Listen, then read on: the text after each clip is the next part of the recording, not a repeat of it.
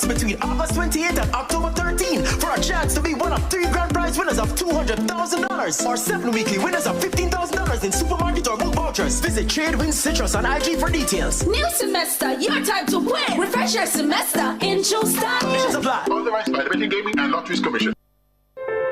As we grow older, there are many challenges that we have to confront, but these years can represent the best in our lives.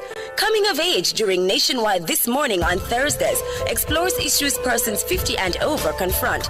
It also provides expert opinions on how we can improve the quality of our lives as we get older. That's Ready to tackle that building project? Start right. Start here at H&L Rapid True Value for building supplies. The time by H&L Rapid True Value is Nationwide time, 5 o'clock. News at 5 teasers are brought to you by Advanced Scales and Equipment. Service is our total commitment. From the Nationwide News Network, comprehensive, incisive, tough. This is Nationwide at 5. Good afternoon, I'm Ricardo Brooks. And I'm Robianne Williams. In Nationwide News at this hour, Dr. Andrew Holness to be sworn in as Prime Minister for the 4th time next Tuesday. Electoral Commission accuses CAFE of tarnishing its reputation with claim that voters were turned away at 5 p.m. on Election Day. Jamaica records the lowest level of murders over 8 months in the last 23 years. And the country recorded more than 30 million cyber attacking attempts in the first half of the year. The Education Minister Dr. Dana Morris Dixon says her ministry stands with schools seeking to maintain discipline. We have to stand with our schools and our principals on this matter of discipline. In news from the rest of the world, Cuba hit by second island-wide blackout this year as energy crisis worsens. U.S. conservative activist Charlie Kirk shot dead in Utah. In headline sports, Jamaica's under-21 netballers depart tonight for Gibraltar. And later in our broadcast, in the cover story at 5:35, between January 1 and August 31 this year, Jamaica recorded its lowest level of murders in 23 years.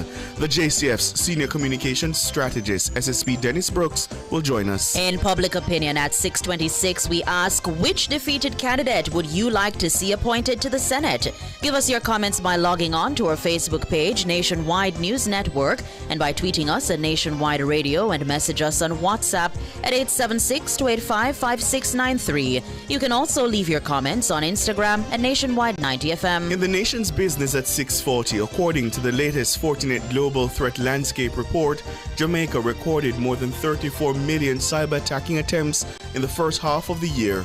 Regional Sales Director at Lumo Technologies, Ronald Donaldson, and attorney at law and founder of Design Privacy, Chuck Cameron, will join us. At 7, tributes are still pouring in for former Jamaican international footballer Alan Skill Cole, who passed away on Tuesday night at age 74. We'll hear from General Manager of the Harborview Football Club, Clyde Giordini, and President of the Santos Football Club, Carlton Spanner Dennis. All these and more as we take you home on air on your mobile Nationwide 90 FM, RevoNews.ai, and on the Revo News app, available on the Google Play and the App Store. This Wednesday afternoon, it's Wednesday, September 10, 2025.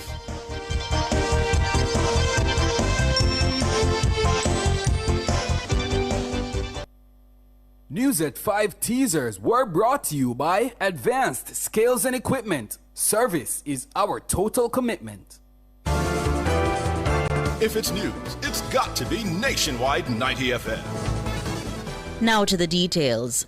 Prime Minister Dr. Andrew Holness will be sworn in as Jamaica's head of government for a 4th time next Tuesday, September 16. The confirmation came from King's House today. Ricardo Brooks reports. Dr. Andrew Michael Holness will swear to bear true allegiance to Jamaica and defend the Constitution and laws of the country during a ceremony beginning at 4 p.m. on the lawns of King's House. Governor General Sir Patrick Allen made the announcement in a statement Wednesday afternoon. It will be the 4th time the 53-year-old politician will take the oath of office as Prime Minister. Dr. Holness was previously sworn in 2011, 2016 and 2020. He will take the oath having defeated Mark Golding's PMP in the September 3 general election. Holness's JLP won 35 seats to the PNP's 28, securing for the JLP its third consecutive term in government. It's the first time the party has achieved such a feat in its 82-year history.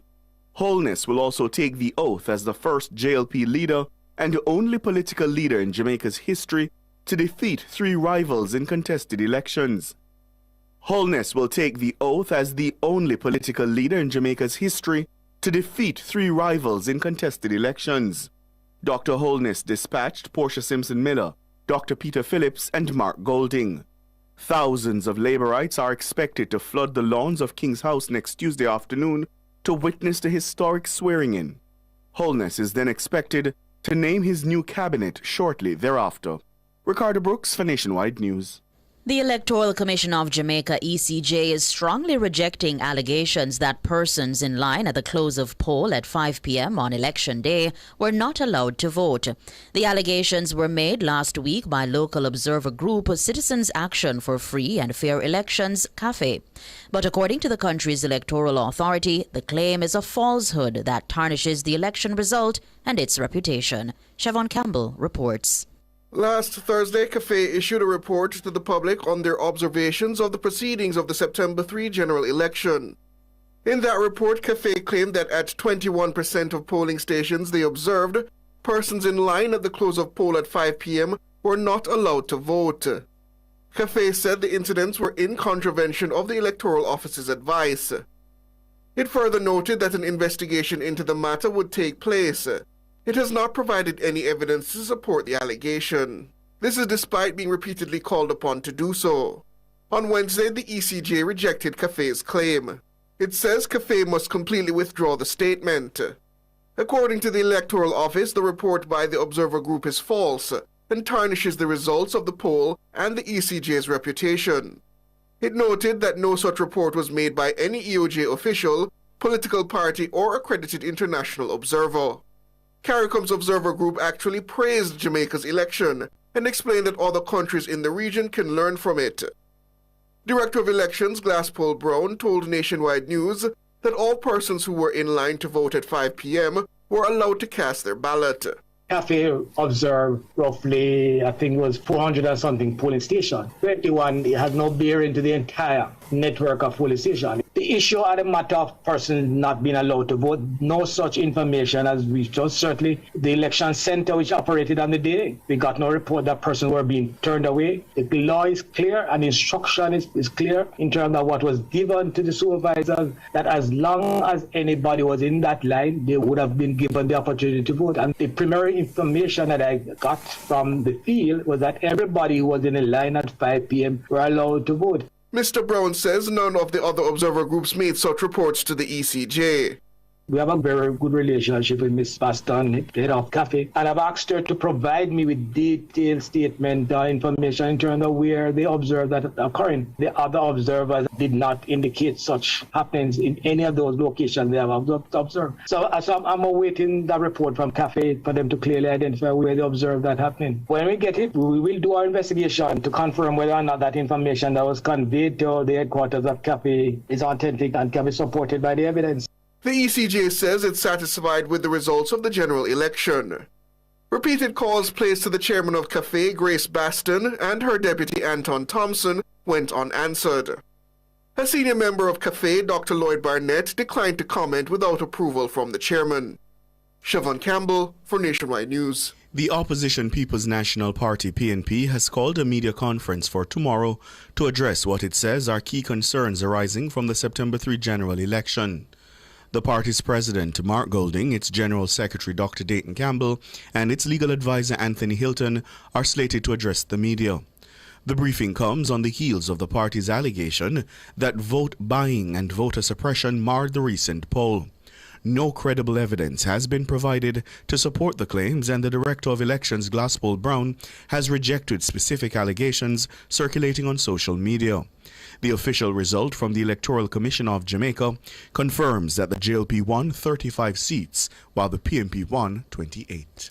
Defeated JLP candidate for Central Westmoreland, George Wright, says he intends to remain with the constituency despite his recent rejection at the polls. He made the pledge in a voice message on Wednesday. Let me reassure you, I am not going anywhere. My dedication to this constituency has not changed. I will continue to champion the issue that matters and work towards the progress of our constituency and our country with integrity and hope. Wright was ousted by the PNP's Dwayne Vaz. Vaz polled 9,916 votes to Wright's 8,385.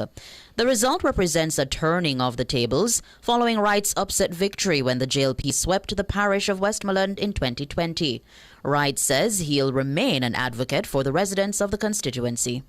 Your encouragement and belief in my vision for the constituency mean more than just words can express. To those who did not support me this time around, I want you to know this. I am here for everyone in Westmoreland Central. I remain fully committed to support, advocating, and lobbying on behalf of all constituents, regardless of your political choice.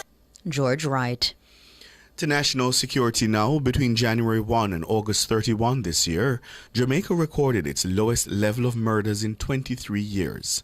459 Jamaicans were murdered over the period. It's the lowest murder tally the country has recorded over those 8 months, stretching back more than 2 decades. Nationwide News has been poring over comprehensive homicide data provided by the Jamaica Constabulary Force. As we hear in this report from Roby and Williams, the homicide numbers this year show an extraordinary decline when compared against any 8-month period since 2001. For comparison, Jamaica has averaged more than 1,200 murders annually since the early 2000s. Looking across the 2-decade span, the month of May has historically been the bloodiest, with a total of 2,982 murders recorded between 2001 and 2025. In contrast, February has registered the lowest murder tally, with 2,327 murders over the same period. The country's deadliest year on record came in 2009, when 1,683 murders were reported. By contrast, the lowest annual total was in 2003, with 976 murders. Based on the current pace, the projected murder tally for the final 4 months of 2025 is 229. This brings the likely year-end total to 688 murders. That would be extraordinary and historic, given that the only year since 2001 that annual murders dipped below 1,000 was 2003. This year has seen month-after-month record low homicides since 2001. So far this year, no single month has surpassed 74 murders, a figure recorded in January. February saw 49 homicides. In March, the figure rose to 66, then dipped to 46 in April. May recorded 53 homicides, June 56, July 62, and in August, 53 Jamaicans were murdered.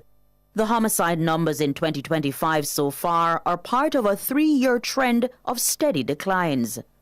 This is indeed a purple patch that the Jamaica Constabulary Force has not recorded since the country first reached the 1,000 mark for homicides in the 1990s.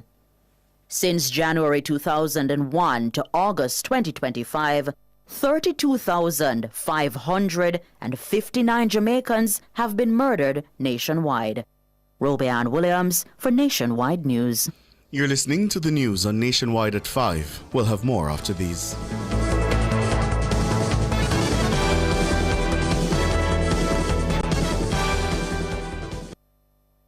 It's IQ Optical's sizzling summer sale. For this month only, get 50% off lenses when you purchase a frame. Kids get free lenses with a purchase of a frame. Make the intelligent choice with IQ Optical. Conditions apply. The time by IQ Optical is... It's 13 minutes after 5.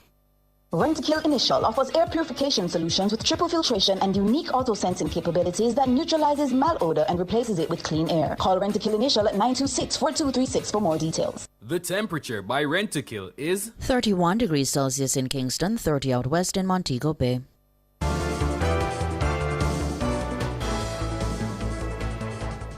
Continuing the news, Jamaica recorded more than 34 million cyber attacking attempts in the first half of the year. That's according to the latest Fortinet Global Threat Landscape report. Fortinet is a US-based cybersecurity company that's globally acknowledged. Khaleesi Wright reports. In a statement on Wednesday, Fortinet says its findings highlight the urgent need for stronger defenses to protect Jamaica's critical infrastructure from cyber attacks. It says attackers are increasingly targeting sectors such as manufacturing, telecommunications, healthcare, and financial services. According to Fortinet, cyber activity is surging in Latin America, with the region now accounting for 25% of all malicious activity detected globally. In Jamaica alone, FortiGuard detected 4 million active scans between January and June 2025. This means networks were probed and tested by attackers at a staggering pace of 36,000 attempts per second worldwide. Fortinet says these scans can help cybercriminals identify weak points they can exploit, often using AI-enabled tools to speed up attacks and increase their effectiveness. The cybersecurity company says operational technology systems, such as those that manage utilities, factories, and transport, are especially vulnerable. It says these networks are now primary objectives for attackers, particularly ransomware groups. Instead of simply stealing data, Fortinet says cybercriminals are increasingly shutting down services and demanding payment to restore them. As a defense, Fortinet is encouraging organizations to close security gaps, enforce multi-factor authentication, and manage user credentials carefully. It says regular checks of external vulnerabilities and strong identity management can reduce exposure. Organizations are also encouraged to adopt proactive strategies, including creating tailored playbooks for incident response, using deception technologies to spot unusual movement in networks, and integrating real-time threat intelligence into their monitoring tools. Training staff to recognize phishing attempts, especially AI-generated ones, along with running practice exercises to test readiness is also key to building resilience. Khaleesi Wright for Nationwide News. Education Minister Dr. Dana Morris Dixon says her ministry will stand with school administrators in the fight to maintain discipline on campuses island-wide. The minister was speaking at the media launch for the 140th anniversary of Shortwood Teachers College on Wednesday. Mahiri Stewart has that story. The minister says Jamaica's school administrators have the ministry's full support as they seek to maintain discipline. Teachers are transmitters of knowledge. They're architects of character. They're the ones who teach our children discipline, values, resilience, and creativity. And on the matter of discipline, because we've been talking about that a lot in Jamaica, we have to stand with our schools and our principals on this matter of discipline. Dr. Morris Dixon explained that for some students, school is their first exposure to discipline. We have our children coming to school from homes where nobody cares to teach them how to be a good citizen. They're not getting it in the home. They're not getting it in the community. Our teachers are becoming the parents. Our teachers are often not just the guidance counselor, but they're taking on the role that the family should have taken on. Our classrooms have to be seen as places of re-socialization because our children are not learning it at home. The minister's comments come on the heels of the long-running public debate over the issue of locking out students for grooming infractions. More than 30 boys were locked out of Calabar High in St. Andrew on Wednesday morning for infractions ranging from dyed hair, incorrect belt buckles, missing buttons, tight pants, and incorrect hair length. In light of the incident, the minister reiterated that students must not be denied entry to school. But Morris Dixon stressed that discipline should be administered in a manner that is fair to students. We have to understand that the Jamaica that's going to be a beacon in this world is going to have to be one rooted in discipline. And of course, that does not mean that there are not rules around which we administer discipline. That's very important because our children also need to be valued and our children need to be kept safe. But at the heart of it, and as Minister of Education up to today, I'm telling you that my focus is on having disciplined school environments. Mahir Stewart for Nationwide News. World in a Minute is brought to you by ABC Electrical Sales. We make things as easy as ABC. Hose assembly and supply, equipping Jamaica for success. And Charles O'Connor Consulting Network, COCN, driven by international accounting standards, modern technology and integrity. The World in a Minute. A total electricity blackout hit Cuba on Wednesday. It's the latest in a series of outages blamed on aging infrastructure and fuel shortages at power plants. It was the second island-wide outage this year, with 3 other blackouts reported late last year. According to the Ministry of Energy and Mines, the latest outage could be tied to a malfunction at one of Cuba's biggest thermoelectric plants. The ministry said crews were working to restore power to the island of roughly 10 million people. Cuba faces a severe economic and energy supply crisis. The supply has worsened in recent years due to U.S. sanctions intended to put pressure on the island to change its political model. In the United States, conservative activist Charlie Kirk has died after he was shot in the neck at a university event in Utah. Kirk was a 31-year-old media personality and trusted ally of President Donald Trump.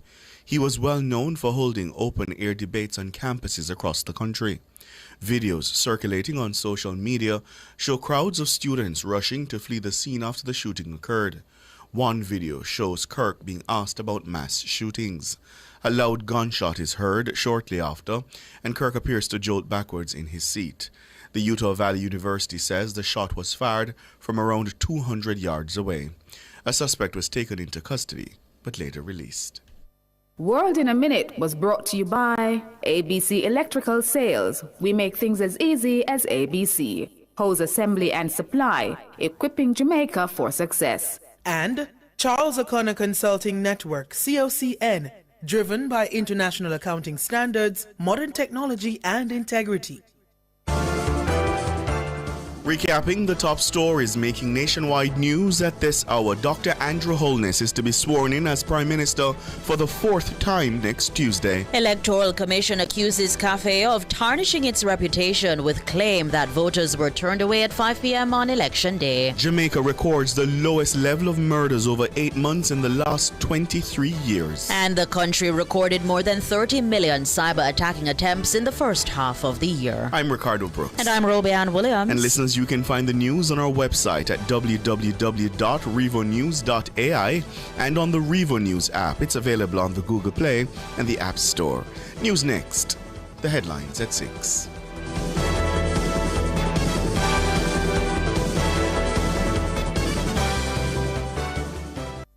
If a hurricane mash up your house tomorrow, would your insurance fully cover it? Many Jamaicans are underinsured and don't even know it. One hurricane and they could be paying millions out of pocket. BCIC's free property valuation tool is here to help everyone update their home's rebuilding cost. Plus, when you update your sum insured with BCIC, you'll get $5 million in free contents insurance and up to 12 months to pay. Visit bciconline.com.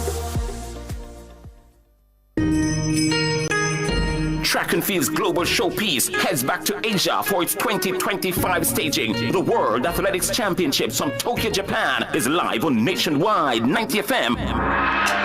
September 13 to 21. Great start from Seville, who's got a bit of a march on Noel Lyles. Seville's going to win this. Brilliant race. He even has time to salute.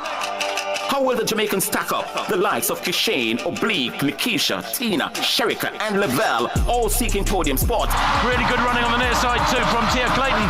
Tia Clayton takes it there. And the world will say goodbye to Shelly-Ann Fraser-Pryce. Watch for Shelly-Ann Fraser-Pryce. She brings the curtain down on her 18-year career. She goes back to where it all started. And she's going to do it. Shelly-Ann Fraser-Price. Live every moment from the World Athletics Championship from Tokyo, Japan, September 13 to 21 live with a kind of coverage only Nationwide 90 FM provides. Due to our live broadcast of the World Athletics Championship in Tokyo, Japan, scheduled to run from September 12 to 20, there will be no airing of Nationwide this morning. The early morning news package will resume following the conclusion of the games. Nationwide apologizes for the inconvenience caused. Sports at 5 is brought to you by Total Tools. Total Tools, every tool, every trade. Good afternoon with your sports report. I am Alex Baby. We start with a track and field as the World Athletics Championships prepare to start in Tokyo on September 12. Sports analyst Leighton Levy believes the island's women's 4x400 meters relay team has a real shot at reaching the podium. Levy expressed confidence in the strength and depth of the women's mile relay squad. However, he was less optimistic about the men's 4x400 meters relay team. With the team that Jamaica has potentially could assemble for the 4x4 women, I think Jamaica has a strong chance of winning a medal in that event. The men's 4x4, not too sure about because I don't think the team is that the strongest. I think some of the athletes who started out well early in the season, like Duncan Barnes and others, have faded. So I don't know how well they will compete as a relay team. But if they do return to some level of form, maybe a bronze medal for Jamaica is in the offing. Meanwhile, national women's 400 meters hurdles champion Russell Clayton has withdrawn from the World Athletics Championships in Tokyo, Japan. Confirmation of Clayton's withdrawal came on Wednesday, 2 days before the start of the event. Clayton is said to be suffering with a heel injury which affected her season. Clayton, who has 2 World Championships bronze to her name, had shown signs that her participation in Japan was in jeopardy after failing to get through training sessions at her base in Spain last month. Meanwhile, Shaniki Walker, who was named as an alternate in the event, will reportedly not join the team due to logistical issues. Nationwide 90 FM will have live coverage of the World Athletics Championships starting on Friday evening at 6. Jamaica's under-21 netball team will depart the island later this evening as the Annette Daly coach unit fine-tune preparation for the Youth World Cup in Gibraltar, set to run from September 19 to 28. The Young Sunshine Girls are drawn in Pool C along with England, Tonga, Wales and Sri Lanka. According to Daly, the team will be focusing on in-game scenarios that each of the opponents will bring.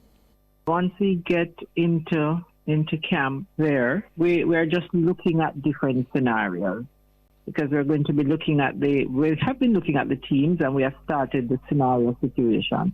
So we will continue with that. We just want to fine tune it based on situational plays. Daly added that collectively the team is aware of previous performances when the team finished second in 2000 and third back in 2009 and 2013 respectively. They have to know what the ultimate goal is, and the ultimate goal is to get you to the podium. But then now you look at the process to get to the podium. So we have established what the final goal is, and then we have now worked back, and we are now concentrating on the process. Annette Daly. Jamaica's 5-member gymnastics team delivered a dominant performance at the recently concluded Central American and Caribbean Championships in Honduras, walking away with a total of 19 medals, including 10 golds, 8 silver and 1 bronze. Coach Tristan Hall was full of praise for the athletes, commending their dedication, composure and excellence throughout the competition. The girls indeed faced nerves and a few technical issues on 1 or 2 apparatus, but they showed remarkable composure, adaptation, resilience, and turning all of that energy into 19 medals, including 3 all-around golds and 1 all-around silver. Their results are a reflection of their hard work they have put in all summer and their commitment to raising the standard of Jamaican gymnastics. Team manager Samantha Bell echoed the sentiments of Coach Hall, calling the Jamaican contingent the highlight of the championships. Beyond the medals, the warmth and energy of the athletes lit up the arena. Everywhere we went, people embraced Jamaicans. They wanted our pictures. They were giving us gifts. It was clear that our athletes stood out for their gymnastics, but also won the hearts with their spirit and their sportsmanship. And it was just a very proud moment for Jamaica. Samantha Bell. This is Nationwide's World Championships Countdown. Now, as the countdown to the World Athletics Championships Tokyo 25 continues, Botswana's Olympic 200 meters champion, Letsil Tebogo, led a kids' athletics activation at an elementary school on Tuesday to get children moving and build further excitement ahead of the World Athletics Championships Tokyo 25. The activation formed part of a series of initiatives being organized by World Athletics and the local organizing committee in Tokyo, together with the Tokyo Metropolitan Government and Japan Association of Athletics Federations, focusing on the legacy of Tokyo 25 for children and future generations. Tebogo was announced as an ambassador for the World Athletics Kids Athletics Program in April when he took part in the Royal Relay Around the World Challenge for Kids Athletics Day. This time, he passed the baton to the school where 150 children joined Tebogo and the Tokyo 25 mascot Riku won in a kids athletics team relay uniquely designed with Japanese theme obstacles. The obstacles all focus on key fundamental movement skills essential for athletics and all sports. That was Nationwide's World Championship Countdown. I'm Alric Swiby, and that's your sports.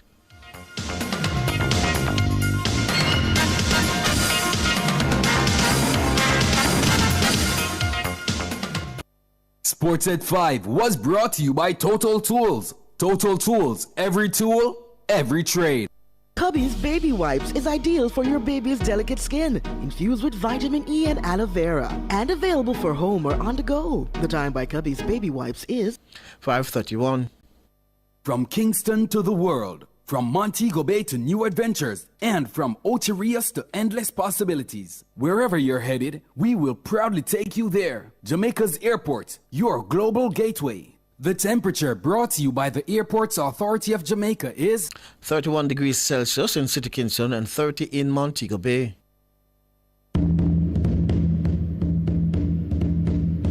This is Nationwide's Tokyo Did You Know Fact.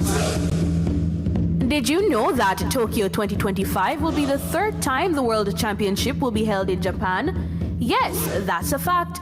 The championships was first held in Tokyo in 1991 and then in 2007 in Osaka.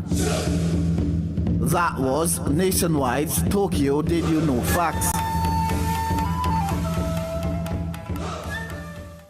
Jamaica's largest tile selection just got even bigger. Discover what's new at Active Home Center. With our latest arrivals, it's easier than ever to make your space truly unique. Explore ocean blues, botanical greens, and soft sandy neutrals that bring a calm, effortless vibe. From bold patterns to sleek, large format tiles in glossy or matte finishes, every room makes a statement. Shop now at Active Kingston and Montego Bay. Active Home Center. More savings, more choices.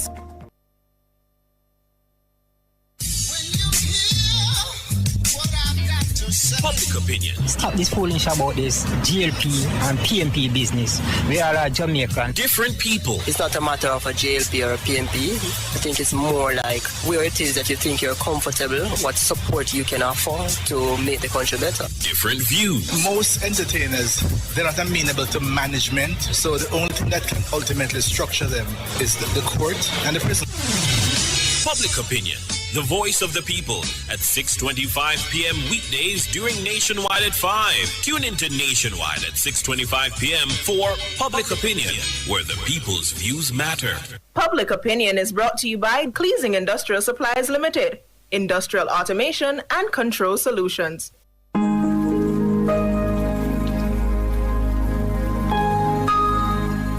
Hi there. Here's some good news for these trying times. Quote, by God's word, I can see where I'm going. They throw a beam of light on my dark path, unquote. Psalm 119, verse 105. Listen for God's Word weekdays at 5:45 a.m. and 12:55 p.m. through Oasis. Stop by for a refreshing drink and share a God perspective for the day. Oasis. Weekdays 5:45 a.m.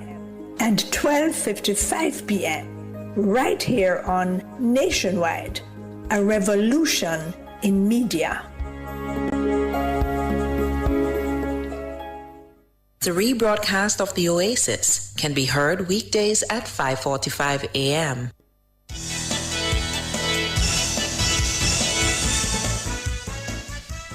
Good afternoon, listeners, viewers. Welcome to The Cover Story. I am Siobhan Campbell.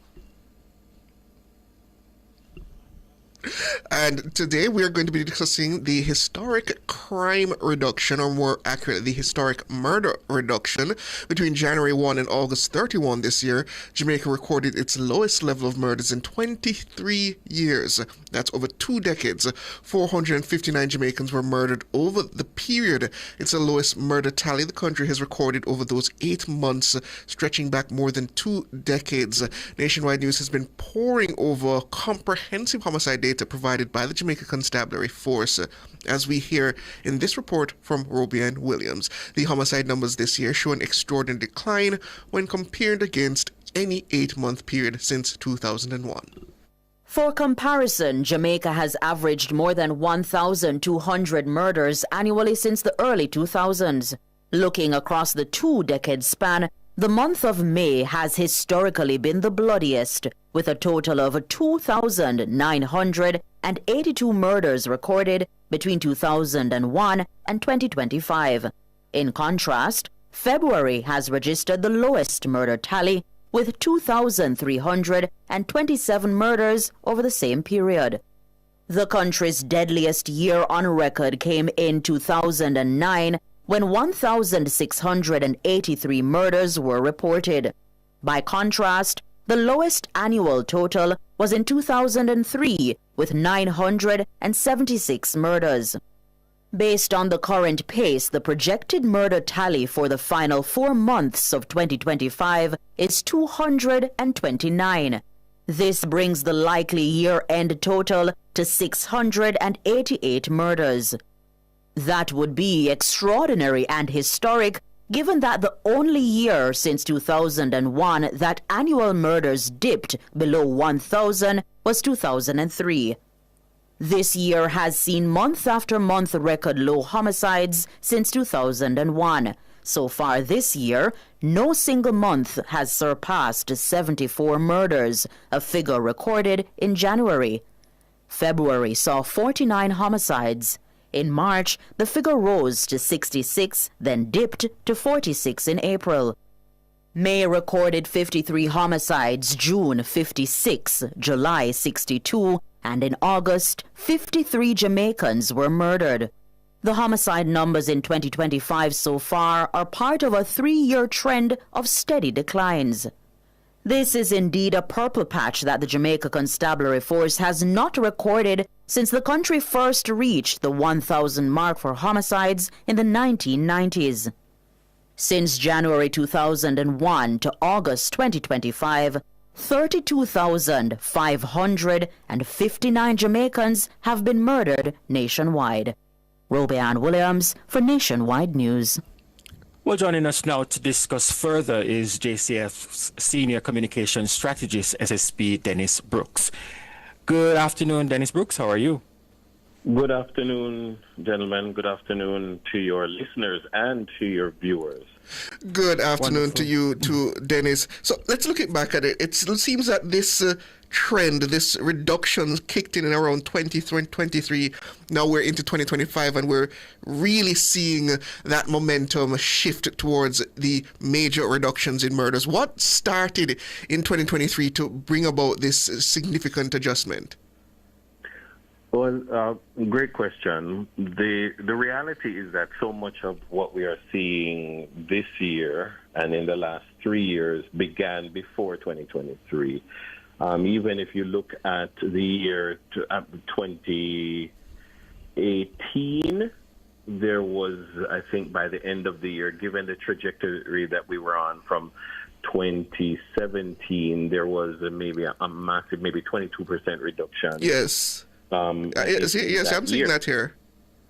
Right. And so, I mean, we've seen the JCF employ a range of tools in its toolkit. But the reality is that in recent years, we have embarked on the most aggressive period of transformation and modernization in the history of the organization. And that transformation, while it has been taking place over many years under several commissioners, the pace at which it has been moving has accelerated significantly in recent years.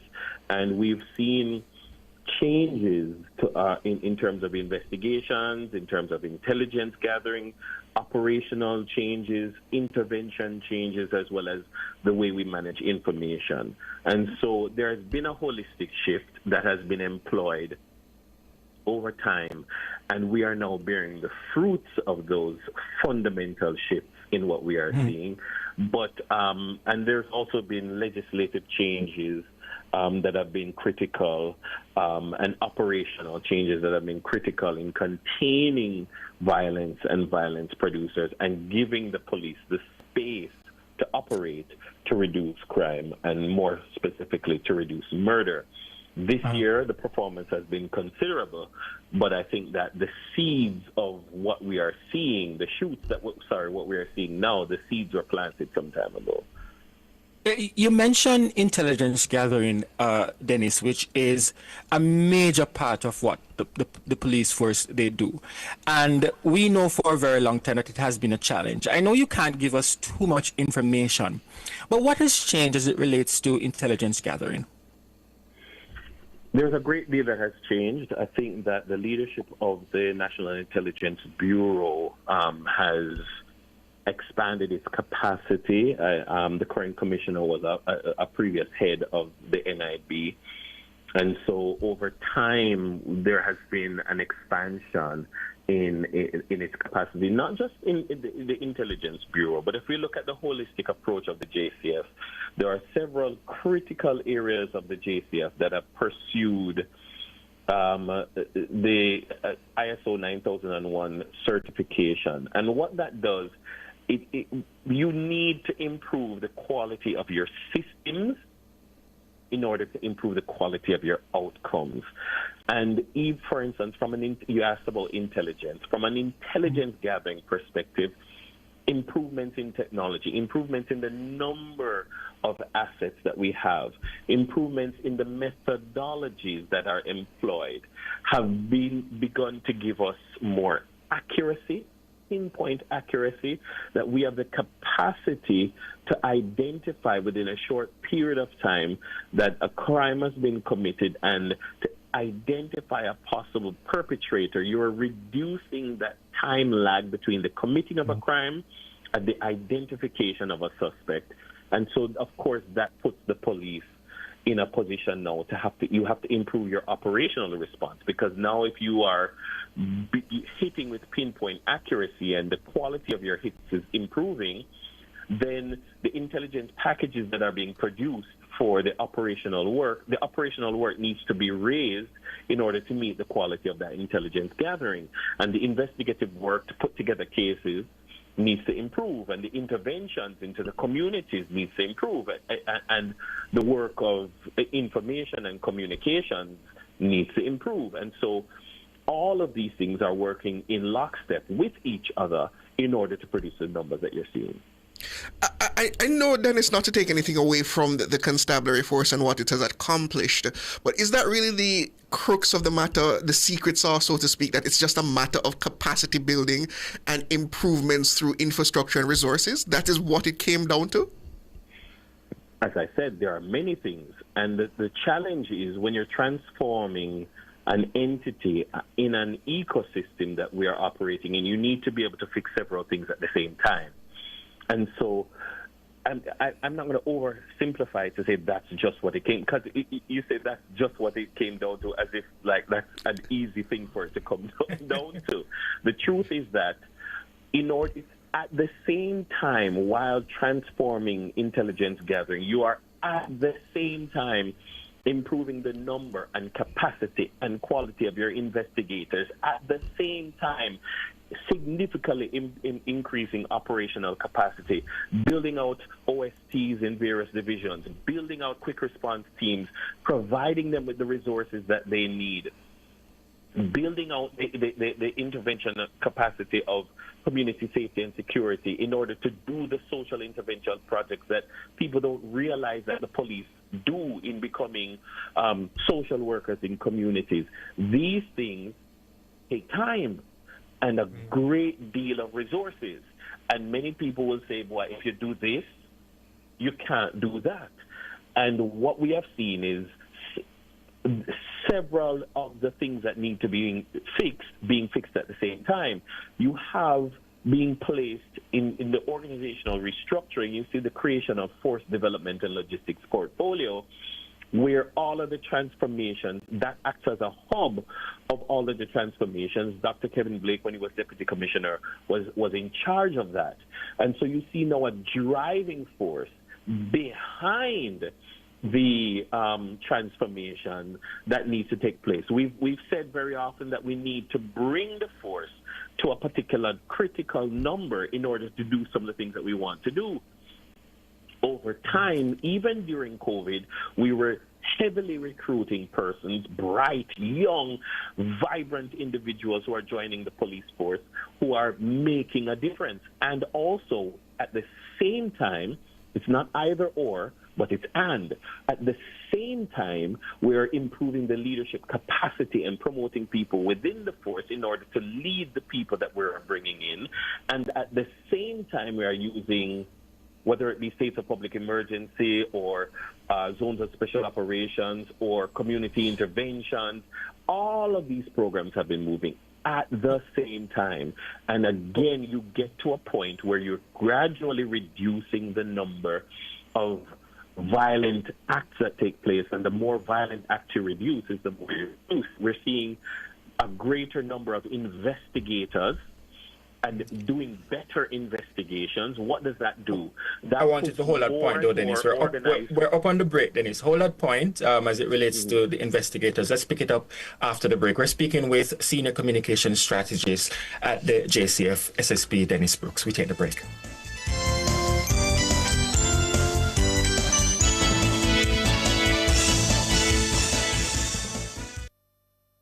Clear your barrels and personal shipments with ease and convenience. Request a customs contactless clearance today through CCP at jca.gov.jm. The time by the Jamaica Customs Agency is... It's 5:46. Burn Shack fried chicken always ready. Burn Shack original crispy. Burn Shack Cajun spicy. Burn Shack a barbecue. Burn Shack we are go a Burn Shack. The temperature brought to you by Bird Shack Fried Chicken in Kingston, Montego Bay and Ocho Rios is... It's 31 degrees Celsius here in the capital city Kingston and 30 out west in Montego Bay.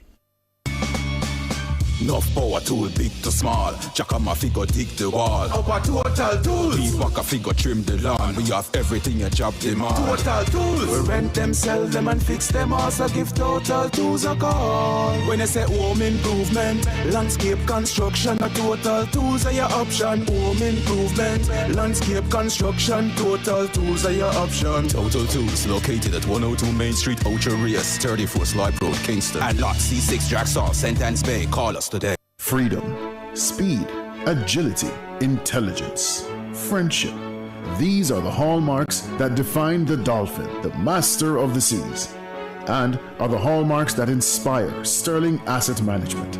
For over 20 years, we have provided investment products that give our clients financial freedom, and our service is fast, insightful, warm, and genuine. Sterling Asset Management, intelligent investing for the intelligent investor.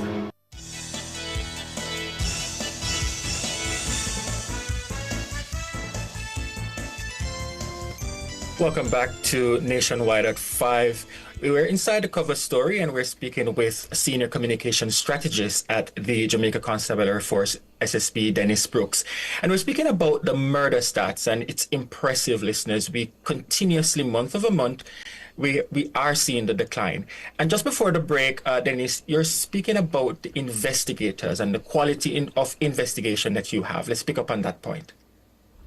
Right. The point that I was trying to make is that we can't diminish the importance of improving investigative capacity, because the greatest deterrent to a crime is the threat of being caught and punished. Yes. And so when you are seeing a situation where, yes, a murder may be committed, but you tell me, haven't you noticed, wait, they found somebody already? They identified somebody already? That closing that gap between the person committing the violent act and the person being identified. So what we are seeing now is, for instance, we've been saying it for a few years, record numbers of violent offenders being put before the court. We have entire gangs being put before the court through the use of the legislation that is available to us.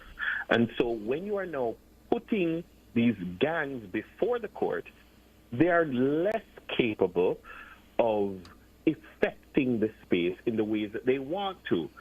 And what we will see is the continued targeting of criminal organizations and dismantling of them. And so when we say the number of active gangs has been halved, that is a great deal of work that starts with intelligence, but it also takes into consideration operations, and it takes into consideration investigations. And then when you take them out of the space, nature abhors a vacuum. You must do the intervention necessary. And so ACP Charmaine Shand and her team at CSS go into the communities and do the community work through the CSS mechanisms to fill the space so that that gang has no space to reclaim. So again, those are reasons why we are able to reduce, because we are taking the approach of targeting high-risk offenders. Because when you target the people who are contributing the most to the violence numbers, every violence producer has, if you were to use economics, and I'm no economist, but let us use economic principles and saying that Siobhan Campbell has a marginal propensity to commit violence. Now, every violence offender has a multiplier effect. So if I go and I arrest Siobhan Campbell, he might not be a major violent offender. When I arrest him and I take him out of the space and he's before the courts, I may be stopping the murder of one or two. But when I go into the space and I take out Sanjay, who's a bigger violent offender, I might be reducing 20 murders in the space that he's contributing to. And I'm saying it is more difficult to target the violent offender who is contributing to 20. But targeting high-risk targets is very important to the reduction that we are now seeing as well. Dennis, I don't really want to make this a political debate, but operations and policy tend to be intertwined in these matters. And you did mention it earlier that the states of public emergency played a role. Others would argue that the reductions, the true reductions, were achieved in periods where the utilization of that state of public emergency actually waned. What role did it play then in terms of bringing about these numbers? Well, I'll be very honest with you, Siobhan. Any time an interview is done and the question is raised about states of public emergency comes, the answer to the question about states of public emergency becomes the headline for tomorrow's news because it's a politically salacious point. Yes. I am going to decline from going down that particular road because all of what we have discussed prior to this question will be negated by my answer to that question. What I will say is that it is merely one tool in a broader toolkit. And in using states of public emergency, there was never the elimination of any other tool in the toolkit of the JCF. As I have said prior to your asking of that question, there has been a range of transformations, a range of investigative, intelligence, operational, intervention, information, transformations that have taken place. Transformations in our people, in our quality, in the technology that we are using. That has nothing to do with that. All of which, as I said before, the seeds of which were planted long before. Yeah. There are transformations that have been coming from 3 commissioners ago that came to a head under the last 2 commissioners. We are seeing significant benefits now. It's not either or. It is and. And so the SOEs and zones of special operations and all of that have been used in collaboration with all of these things. And I do not attribute 1 or 2 of these things to the success. The only thing is that some tools that you utilize will take longer to bear fruit, but bear fruit they shall, and bear fruit they have. And that cannot be denied, that the use of the wide suite of products has produced the result. Well said, Dennis. I have to put this one to you because we've heard it in certain avenues where critics sometimes say the crime numbers can fluctuate due to underreporting or changes in classification.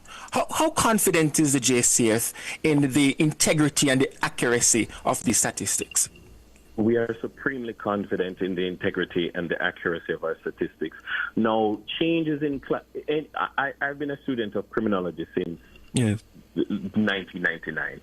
And as a teacher of criminology, I have always told my students, I said, look, when we are looking at the factors that influence the recording and the reporting of crime, those have not changed fundamentally. Every year, I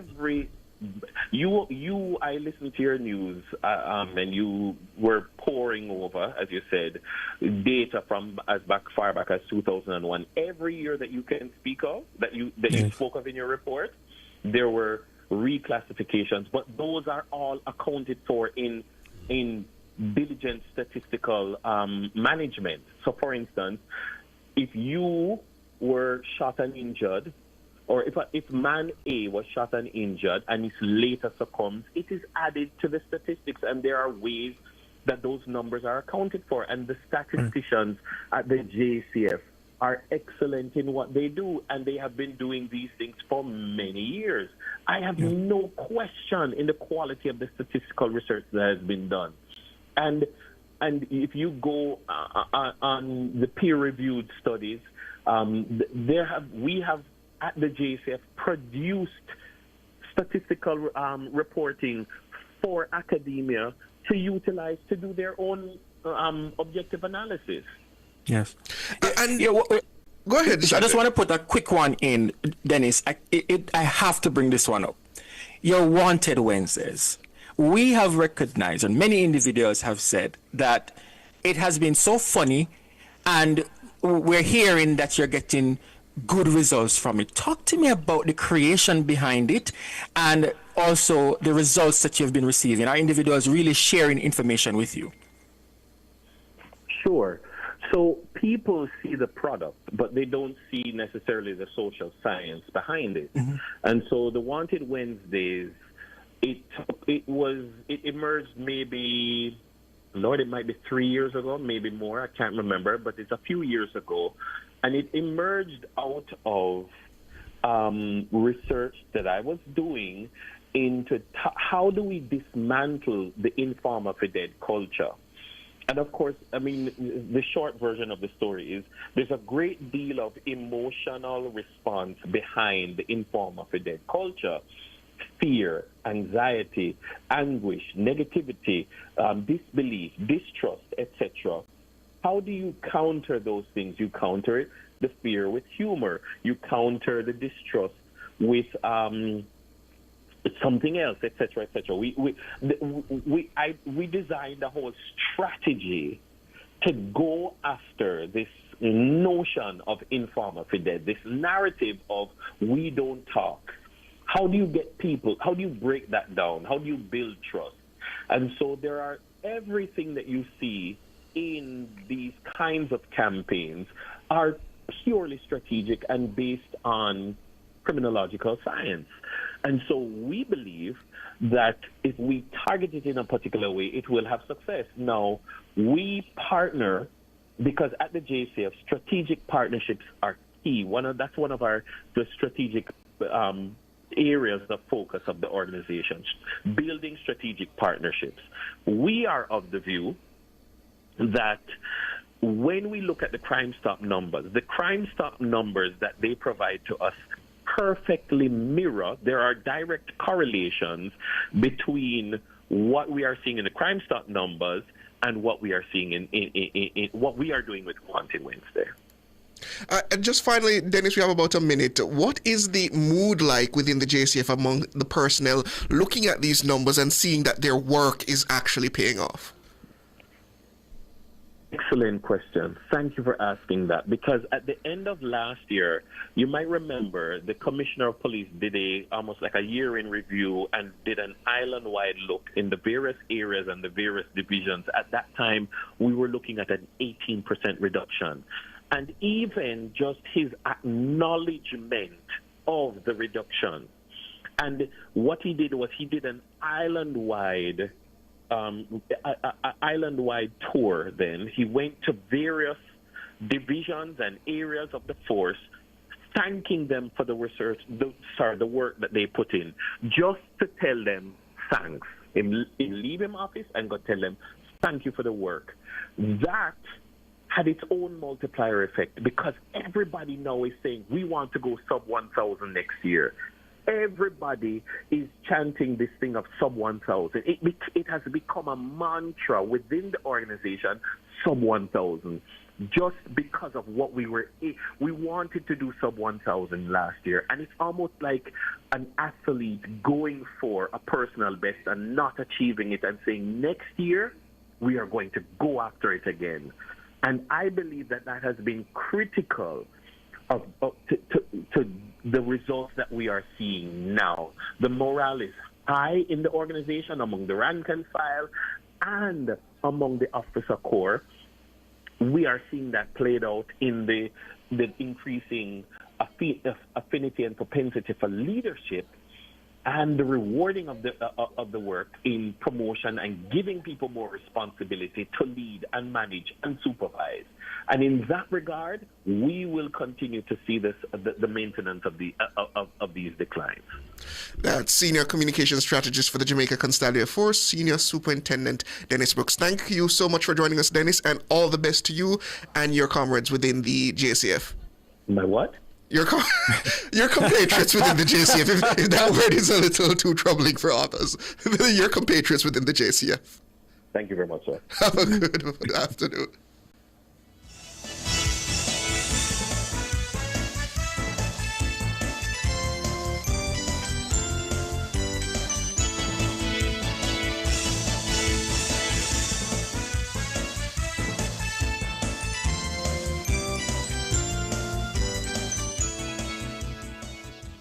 The time brought to you by Guardian Life. Live secure, live easy is... It's 2 minutes after 6.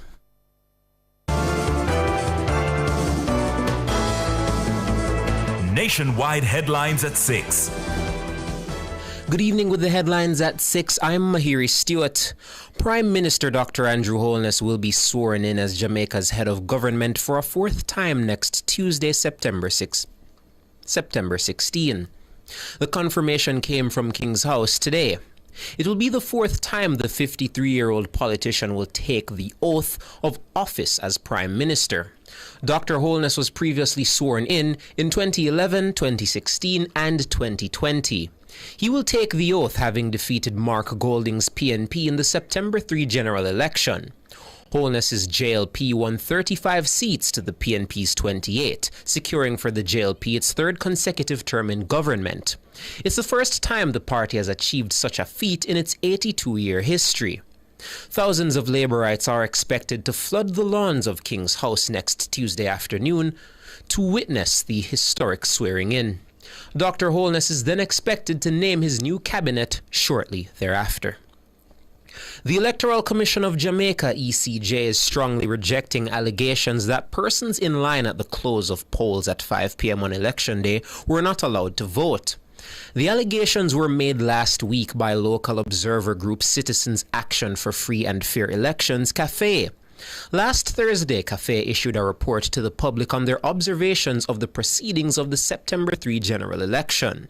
In that report, CAFE claimed that at 21% of the polling stations they observed, persons in line at the close of the polls at 5 p.m. were not allowed to vote.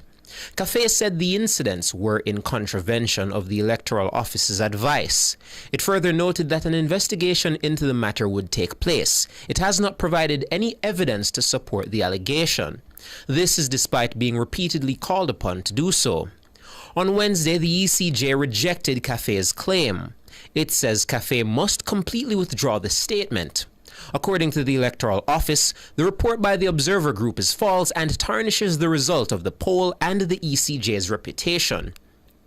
It noted that no such report was made by any EOJ official, political party, or accredited international observer. Between January 1 and August 31 this year, Jamaica recorded its lowest level of murders in 23 years. 459 Jamaicans were murdered over the period. It's the lowest murder tally the country has recorded over those 8 months, stretching back more than 2 decades. For comparison, Jamaica has averaged more than 1,200 murders annually since the early 2000s. Looking across the 2-decade span, the month of May has historically been the bloodiest, with a total of 2,982 murders recorded between 2001 and 2025. In contrast, February has registered the lowest murder tally, with 2,327 murders over the same period. The country's deadliest year on record came in 2009, when 1,683 murders were reported. By contrast, the lowest annual total was in 2003, with 976 murders. Based on the current pace, the projected murder tally for the final 4 months of 2025 is 229. This brings the likely year-end total to 688 murders. That would be extraordinary and historic, given that the only year since 2001 that annual murders dipped below 1,000 was 2003. The Education Minister, Dr. Dana Morris-Dixon, says her ministry will stand with school administrators in the fight to maintain discipline on campuses island-wide. The minister was speaking at the media launch for the 140th anniversary of Shortwood Teachers College on Wednesday. Teachers are transmitters of knowledge. They are architects of character. They're the ones who teach our children discipline, values, resilience, and creativity. And on the matter of discipline, because we've been talking about that a lot in Jamaica, we have to stand with our schools and our principals on this matter of discipline. The minister's comments come on the heels of the long-running public debate over the issue of locking out students for grooming infractions. More than 30 boys were locked out of Calabar High in St. Andrew on Wednesday morning for infractions ranging from dyed hair, incorrect belt buckles, missing buttons, tight pants, and incorrect hair length. In light of the incident, the minister reiterated that students must not be denied entry to school. But Morris-Dixon stressed that discipline should be administered in a manner that is fair to students. We have to understand that the Jamaica that's going to be a beacon in this world is going to have to be one rooted in discipline. And of course, that does not mean that there are not rules around which we administer discipline. That's very important, because our children also need to be valued and our children need to be kept safe. But at the heart of it, and as Minister of Education up to today, I'm telling you that my focus is on having disciplined school environments. Dr. Dana Morris-Dixon, Minister of Education. Those are the headlines at 6. I'm Mahiri Stewart. Sports is next.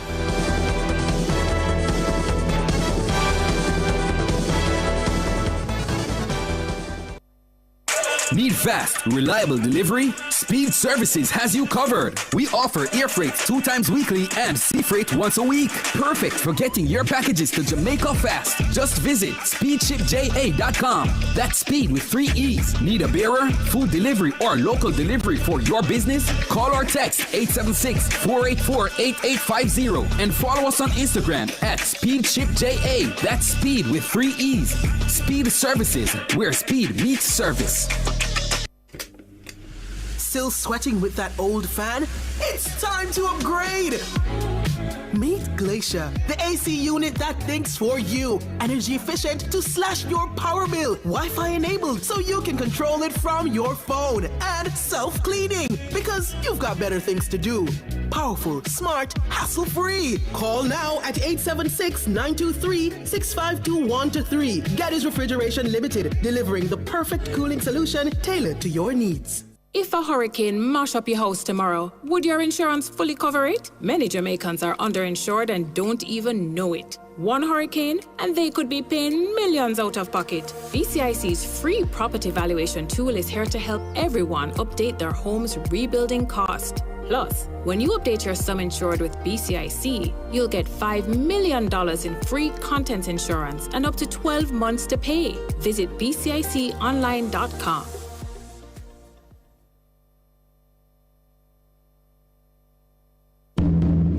This is Nationwide's Tokyo Did You Know Facts.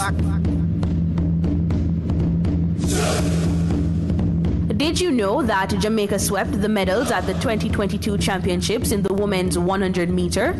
Yes, that's a fact. Shelly-Ann Fraser-Pryce won in a championship record of 10.67 seconds, with Sharika Jackson at 10.73 seconds and Elaine Thompson-Hira at 10.81 seconds, following her across the line. That was Nationwide's Tokyo Did You Know Facts.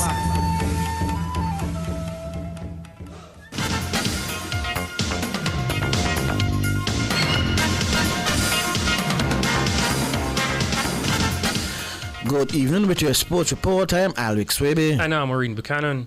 We start with track and field. As the World Athletics Championships prepare to start in Tokyo on September 12, sports analyst Leighton Levy believes the island's women's 4x400 meters relay team has a real shot at reaching the podium. Levy expressed confidence in the strength and depth of the women's mile relay squad. However, he was less optimistic about the men's 4x400 meters relay team. With the team that Jamaica has potentially could assemble for the 4x4 women, I think Jamaica has a strong chance of winning a medal in that event. The men's 4x4, not too sure about because I don't think the team is at the strongest. I think some of the athletes who started out well early in the season, like John Barnes and others, have faded. So I don't know how well they will compete as a relay team. But if they do return to some level of form, maybe a bronze medal for Jamaica is in the offing.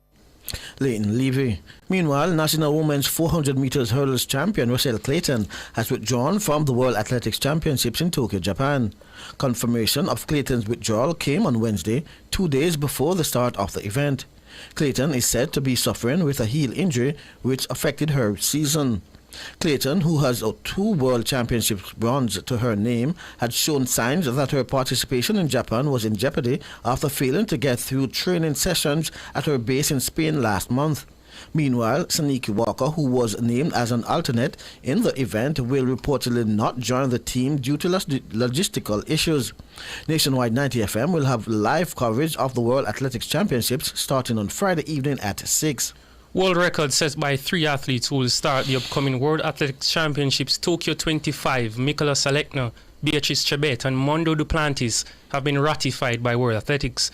Back at the Oklahoma Through Series World Invitational in Ramona, where Alekna set his first discus world record of 74.35 meters on April 14th last year, the Olympic silver medalist twice improved that mark, first setting a world record of 74.89 meters with his opening throw and then improving to 75.56 in the 4th round. Alric Swaby tells us more. Both of those marks from April 13 have been ratified. In a competition of record depth, 5 athletes surpassed 70 meters, and Australia's Matt Denny also beat Alekna's previous world record mark by launching the discus 74.78 meters. Tibet achieved the world 5,000 meters record at the Wonder Diamond League meeting in Eugene on July 5. Returning to the scene of a world 10,000 meters record from last year, Tibet ran the 5,000 meters in 13 minutes 58.06, improving on the 14 minutes 00.21 set by Gudav Tezegay in Eugene on September 17, 2023. Duplantis set his 13th world pole vault record when he cleared 6.29 meters during the World Athletics Continental Tour Gold meeting in Budapest on August 12. Back at the scene of his 2023 World Championship win, the 25-year-old added 1 centimeter to his previous world record of 6.28 meters achieved in Stockholm on June 15. The focus for the tour is now on the World Championships in Tokyo, taking place from September 12 to 21, where they will hope to make even more history as they compete for global crowns. Alrix Raby reporting for Nationwide Sports. Now to netball, as Jamaica's under-21 netball team will depart the island later this evening as the Annette Daly coach unit fine-tune preparations for the Youth World Cup in Gibraltar, set to run from September 19 to 28. The young Sunshine Girls are drawn in Pool C along with England, Tonga, Wales and Sri Lanka. According to Daly, the team will be focusing on in-game scenarios that each of the opponents will bring. Once we get into camp there, we're just looking at different scenarios, because we're going to be looking at we have been looking at the teams and we have started the scenario situation. So we will continue with that. We just want to fine tune it based on situational plays. Daly added that collectively, the team is aware of previous performances when the team finished second in 2000 and third back in 2009 and 2013 respectively. They have to know what the ultimate goal is, and the ultimate goal is to get you to the podium. But then now you look at the process to get to the podium. So we have established what the final goal is, and then we have now worked back, and we are now concentrating on the process. Annette Daly. Kirk Franson, Vice President of the Jamaica Amateur Bodybuilding and Fitness Association, shared that a lot will be at stake on Saturday, September 20th for the hosting of the Mayberry GOA JABFA National Senior Championships at the Little Theatre.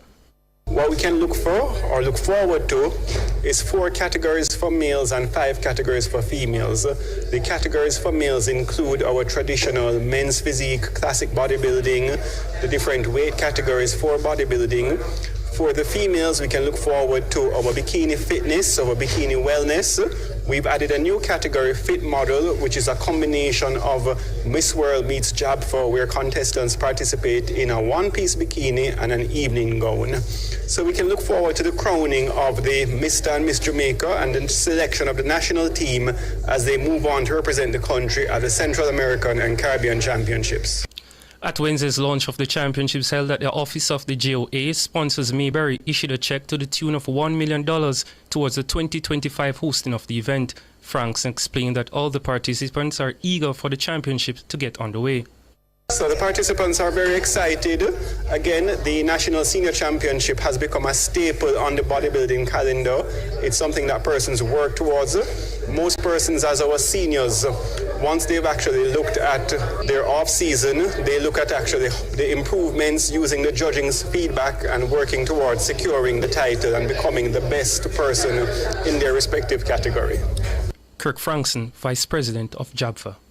Now to gymnastics, as Jamaica's 5-member gymnastic team delivered a dominant performance at the recently concluded Central American and Caribbean Championships in Honduras, walking away with a total of 19 medals, including 10 gold, 8 silver and 1 bronze.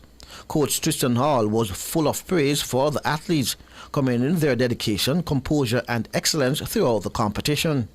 The girls indeed faced nerves and a few technical issues on 1 or 2 apparatus, but they showed remarkable composure, adaptation, resilience, and turning all of that energy into 19 medals, including 3 all-around golds and 1 all-around silver. Their results are a reflection of their hard work they have put in all summer and their commitment to raising the standard of Jamaican gymnastics. Team manager Samantha Bell echoed the sentiments of Coach Hall, calling the Jamaican contingent the highlight of the championships. Beyond the medals, the warmth and energy of the athletes lit up the arena. Everywhere we went, people embraced Jamaicans. They wanted our pictures. They were giving us gifts. It was clear that our athletes stood out for their gymnastics, but also won the hearts with their spirit and their sportsmanship.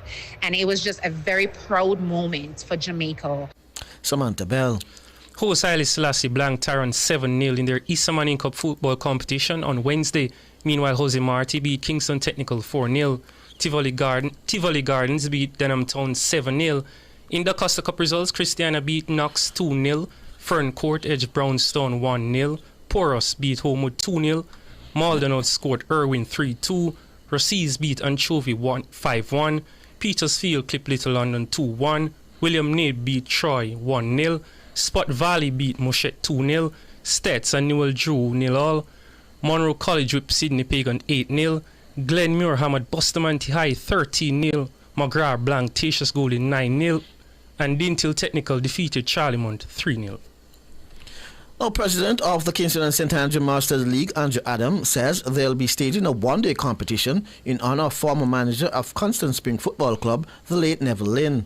Adam says several parishes are interested in fielding a team. We are taking it across the country, and we have St. Thomas is interested, St. Mary, St. Anne wants 2 teams, Montego Bay, St. Elizabeth, and St. Mary. Andrew Adam. The reigning All-Jamaican Junior Under-11 champion and defending Shuttle Showdown Under-11 winner is preparing for another big stage. The second staging of the Shuttle Showdown tournament this September. Determined to show her growth, Julian Liep is eager to demonstrate that after a humbling international debut. That debut came at the Caribbean Regional Badminton Confederation Championship stage at the Garfield Stobers Gymnasium in Barbados from August 15 to 23. It was Yap's first taste of international competition, and while she was unable to secure a win, the tournament offered a sharp contrast to her dominant performances at home. This is Nationwide's World Championships Countdown. Now, as the countdown to the World Athletics Championships Tokyo 25 continues, Botswana's Olympic 200 meters champion, Letsil Tibogo, led a kids' athletics activation at an elementary school on Tuesday to get children moving and build further excitement ahead of the World Athletics Championships Tokyo 25. The activation forms part of a series of initiatives being organized by World Athletics and the local organizing committee in Tokyo, together with the Tokyo Metropolitan Government and the Japan Association of Athletics Federations, focusing on the legacy of Tokyo 25 for children and future generations. Tibogo was announced as an ambassador for the World Athletics Kids Athletics Program in April when he took part in the Relay Around the World Challenge for Kids Athletics Day. This time he passed the baton to the school where 150 children joined Tibogo and a Tokyo 25 mascot Riku won in a kids athletics team relay uniquely designed with the Japanese theme obstacles. The obstacles all focus on key fundamental movement skills essential for athletics and all sports. That was Nationwide's World Championship Countdown. I'm Alric Swiby. And I'm Maureen Buchanan. That's your sports.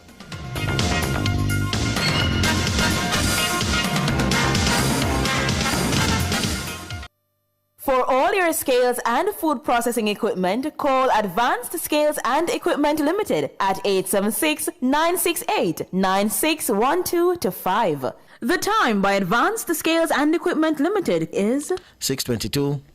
Charles O'Connor Consulting Network, COCN, is a financial reporting firm that delivers accounting and compliance services on time. Call us today at 876-908-0486-7.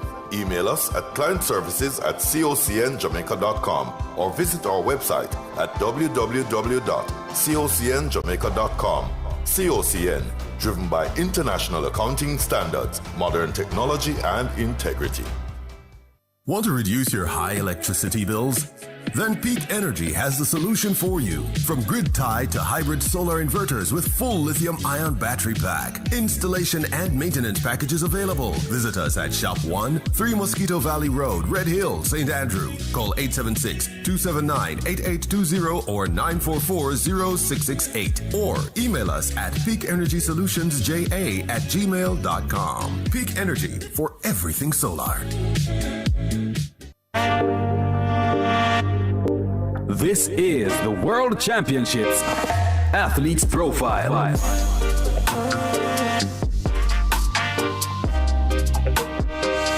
Step forward now. Tina Clayton it is. Tina Clayton has been ripping it up. Tina Clayton heads to her first World Senior Championships as the national champion of Jamaica. Bang out quickly. Fraser Price is out well. So to Tina Clayton. Tina Clayton comes forward. So to the Sharika Jackson. Tia pulls up. Tina's still there. Tina Clayton. Sharika Jackson and Shelly and Fraser Price. Tina Clayton gets the win this evening.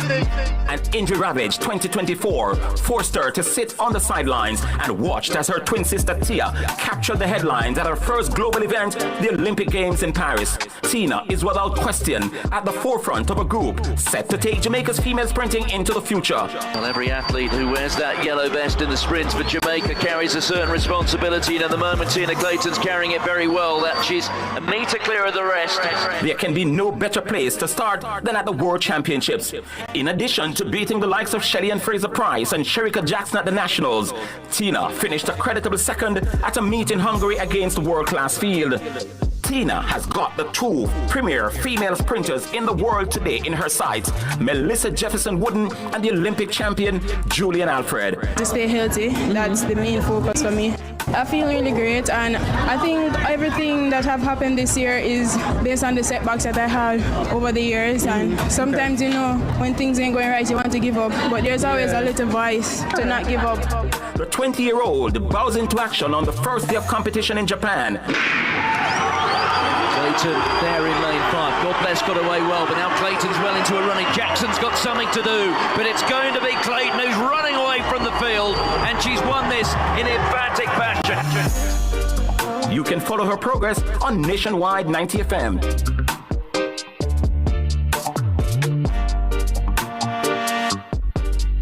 That was the World Championships Athletes Profile.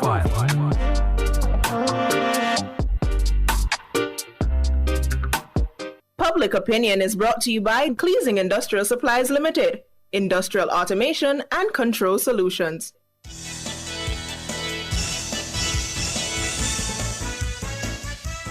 Good evening, and welcome to Public Opinion. I'm Robianne Williams. A special good evening to our friends over on our YouTube platform. We invite you to weigh in live in the comments section on today's Public Opinion. Hoy es miércoles. I want for you YouTubers to tell me what that means. Hoy es miércoles. So in Public Opinion this evening, we're looking at the general election just concluded and the candidates who were defeated at the polls. So attention is now turning to possible Senate appointments. You know, we heard earlier that the swearing-in ceremony for Prime Minister Dr. Andrew Holness will be on Tuesday of next week. So we're talking now about cabinet and what will happen as it relates to Senate. So we want to ask you, the members of the public, which defeated candidate would you like to see appointed to the Senate? And before I go to the, all right, so I see several people saying that what Hoy es miércoles means on our YouTube platform. Somebody asks, Robbie, and you think, I'm not going to say that. We are idiots. Okay, I love to see that you guys are paying attention. Hoy es miércoles. Happy to know that you are paying attention. All right, so back to the public opinion question. Which defeated candidate would you like to see take up a seat in the upper house? I'll start, and there are so many comments on our Facebook platform and our Instagram platform, but I'm going to start right away. Fitz Mattis is saying Warren Newby. I would further suggest the consideration and placement of Emily Shields. Wow. Lisa Smith is saying the Senate has to be robust. I would want to see Vassal. Let me see. Davian Paddy is saying Warren Newby and Anne-Marie Vaz. I also would like to see Venetia Phillips in the Senate. Warmy for Speaker of the House. Let us see. Natalie Winter saying Newton Amos, Anne-Marie Vaz, or Norman Dunn can be appointed to the Senate. For Davis Wayne, it's Newton Amos, and he's saying time for him to serve now. Full time. Becca Grant is saying Warren Newby and Anne-Marie Vaz. They would contribute to any ministry they are placed in. Let me see. Warren Newby here from Andre Green and Big Rob, along with Venetia Phillips. Anthony Shakes is saying Robert Big Rob Miller. Steady J.A. is saying Warren Newby. I'm seeing Warren Newby coming up a lot. Yes, he's a former senator. Warren Newby, Delroy Slowly, and Vassal saying Chung. Let me see. The Senate is too small to appoint them. Barking is saying, I'm seeing Warren Newby again. Prince Wellington is saying Action Ann. I enjoy watching her dance. You know, that's why you want to go in a Senate, Prince Wellington. You know, you're not easy. Bentley Bob White is saying Warren Newby and Garfield James. Philip Jackson saying Warren Newby and James. Dr. Dunn, Warren Newby. Hello. All right. So after every comment I'm seeing, I see Warren Newby. So it's clear to me that our listeners or viewers, people on our social media platform, is saying Warren Newby. I'm seeing Newby and Miller coming from Mark Anthony. Also, Michelle Bernard saying Warren Newby and Robert Miller. Steve McGregor says Clifton Ricardo Russell, Warren Newby. And good luck would also like to see Kari Douglas and Venetia Phillips in the Senate. Michelle Pitcoin is saying Robert Miller. All right. A whole lot of people on here saying Warren Newby. So far I've heard Warren Newby a lot. I've heard Big Rob's name a lot. And I've also heard, let me see, Anne-Marie Vaz. Yeah, so those are 3 names from our Facebook platform. On X, I'm seeing where Blessed One says Big Rob. Let me see on our Instagram platform, several comments there. Davian Vassal. Don Life says Davian Vassal. IB Conte is saying Danishka Williams and Dr. R.J. Dixon for the opposition. Escape Essentials is saying Andre Houghton. For Senate, we're talking about Senate seats. Which candidate defeated or otherwise would you want to see in the Senate? Robert Miller, because he has great potential and a bright future in politics, says one JJ Boss. I'm seeing Davian Vassal, Anne-Marie Vaz, Newby. Vassal, Dunn, Miller, Slowly. Raymond Price, says Kevin Johnson. Let me see. Morris and the lady that ran against Floyd Green. Okay. Let me see. Gabriella Morris. Miranda and Andre Houghton. Newby. Raymond Price and Robert Miller. Corey Dunkley. That's a new one being put there. All right, let me see what's on our Facebook or YouTube platform, rather. Which defeated candidate would you like to see appointed to the Senate? Right away, I'm seeing Anne-Marie Vaz on our YouTube, Warren Newby, Robert Miller, Big Rob, says Angela Ellis. M-Jam is saying Raymond Price. Dr. Kamar Douglas saying to us Robert Miller, Michelle Charles, and Venetia Phillips for the Senate.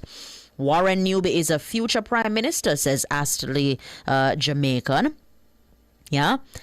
I want to see Lambert Brown out, Warren Newby and Damian Young in, says Nadine Dockery.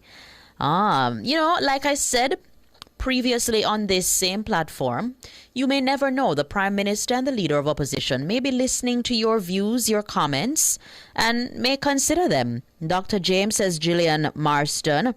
Robert Miller says King David.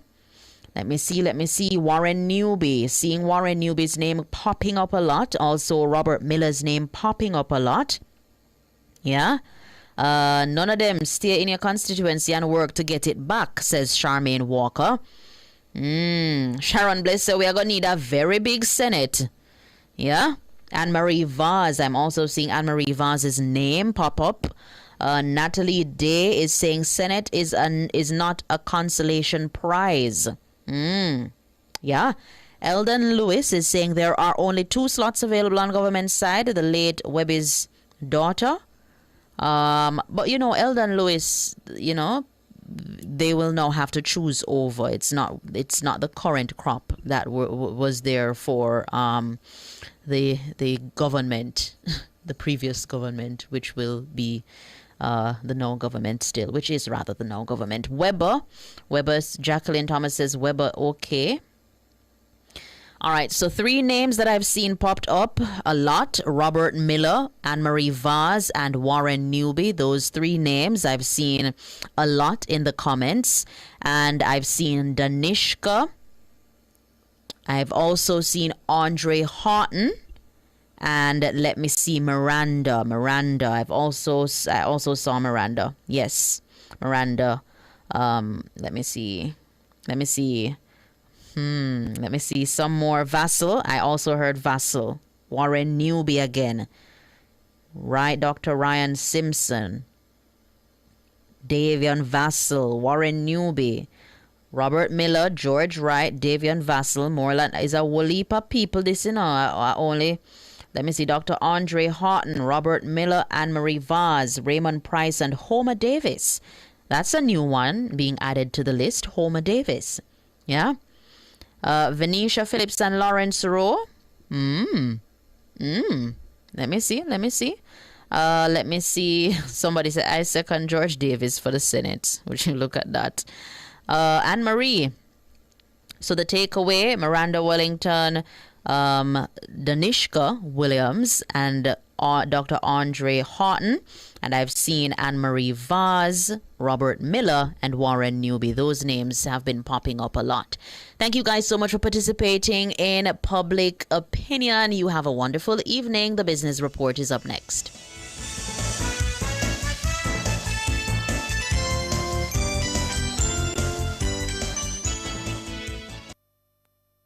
Public Opinion was brought to you by Cleasing Industrial Supplies Limited, Industrial Automation and Control Solutions. Drive the most exciting new vehicles in Jamaica. Schedule your 2024 Ford Ranger pickup or Ford Everest 7-seater SUV test drive now. Call or visit KIG today. The time by KIG is 6:35. Visit Marshall's Pharmacy, Greater Portmore, for all your prescription needs, gifts, personal care, household, and stationery items. The temperature by Marshall's Pharmacy, Greater Portmore is 30 degrees Celsius in Kingston and Montego Bay.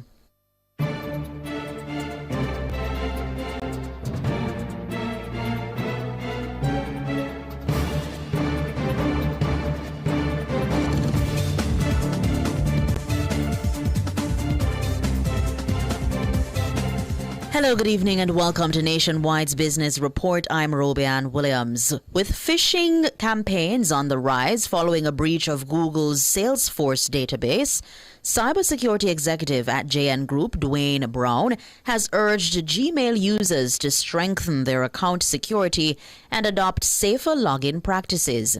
His warning follows Google's recent alert to its 2.5 billion users about the breach and the potential for increased hacking attempts exploiting its exposed business contact information. In August, Google acknowledged the breach of one of its Salesforce databases, but said customer data was not compromised. The company noted that the exposed information consisted of publicly available business information, yet warned that attackers were using it to launch more serious campaigns and conducting successful intrusions.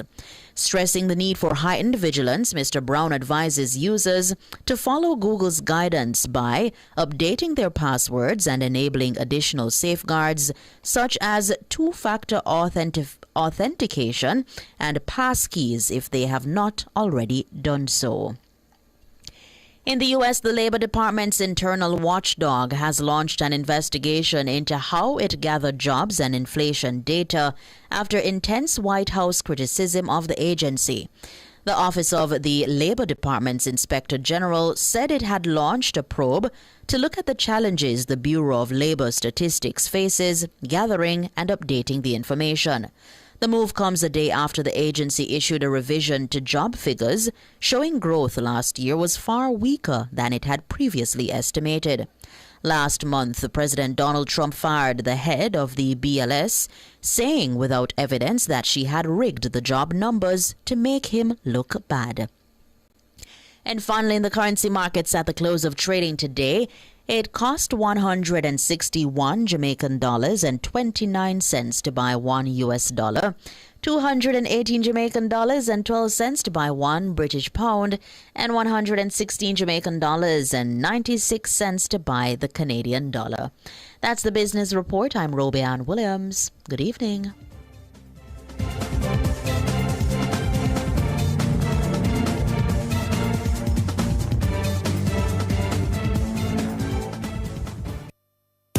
Cleasing Industrial Supplies Limited are authorized distributors of international brands ABB, Omron, STC, Festo, and Thomas & Betts. They supply programmable logic controllers, photoelectric and proximity sensors, contactors and soft starters, power supplies, variable frequency drives, and much more. Visit them at 24 Dunrobin Avenue, Kingston, or shop 32 Overton Plaza, 46 Union Street, Montego Bay, or visit their website, cleasling.net. Cleasing Industrial Supplies for all your industrial automation and control solutions.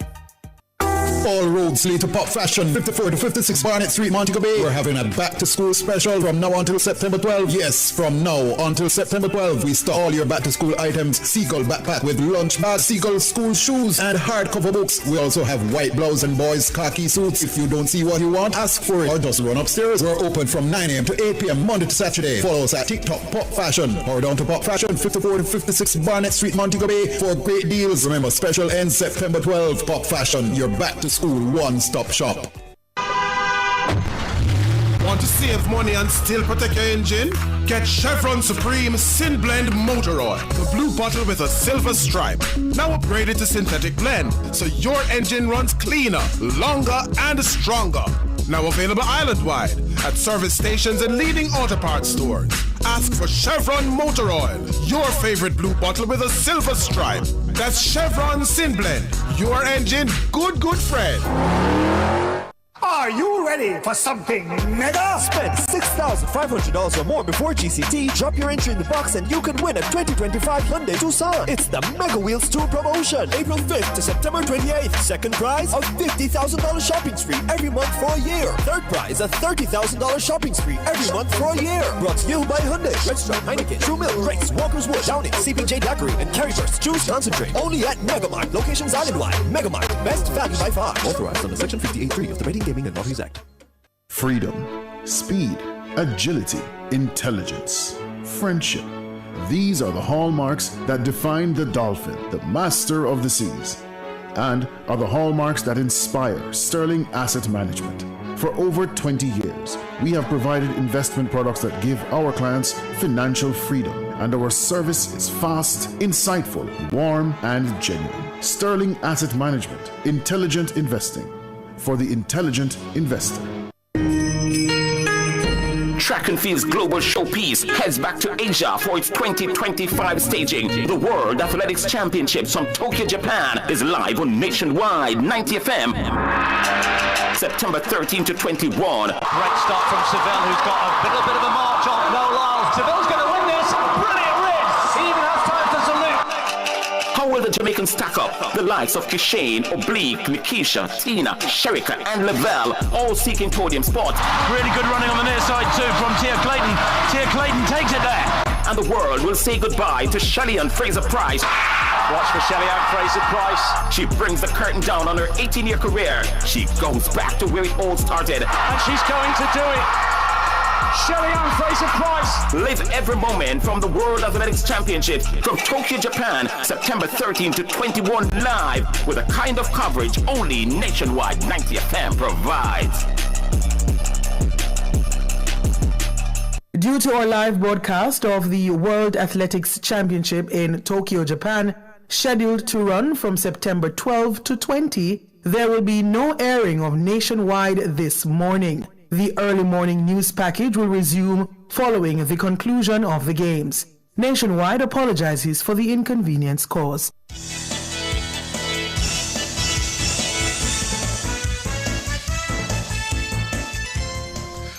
Welcome back, listeners and viewers. It is 6:43 and it is time for the nation's business. I'm Siobhan Campbell. And my name is Sanjay Lewis. Well, listeners, Jamaica recorded more than 34 million cyber attacking attempts in the first half of the year. That's according to the latest Fortinet Global Threat Landscape Report. Fortinet is a US-based cybersecurity company that's globally acknowledged. Felicia Wright reports. In a statement on Wednesday, Fortinet says its findings highlight the urgent need for stronger defenses to protect Jamaica's critical infrastructure from cyber attacks. It says attackers are increasingly targeting sectors such as manufacturing, telecommunications, healthcare, and financial services. According to Fortinet, cyber activity is surging in Latin America, with the region now accounting for 25% of all malicious activity detected globally. In Jamaica alone, FortiGuard detected 4 million active scans between January and June 2025. This means networks were probed and tested by attackers at a staggering pace of 36,000 attempts per second worldwide. Fortinet says these scans can help cybercriminals identify weak points they can exploit, often using AI-enabled tools to speed up attacks and increase their effectiveness.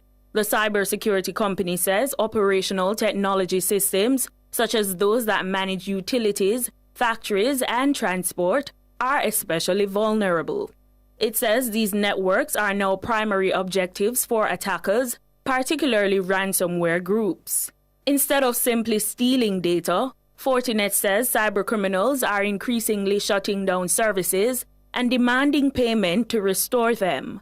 As a defense, Fortinet is encouraging organizations to close security gaps, enforce multi-factor authentication, and manage user credentials carefully. It says regular checks of external vulnerabilities and strong identity management can reduce exposure.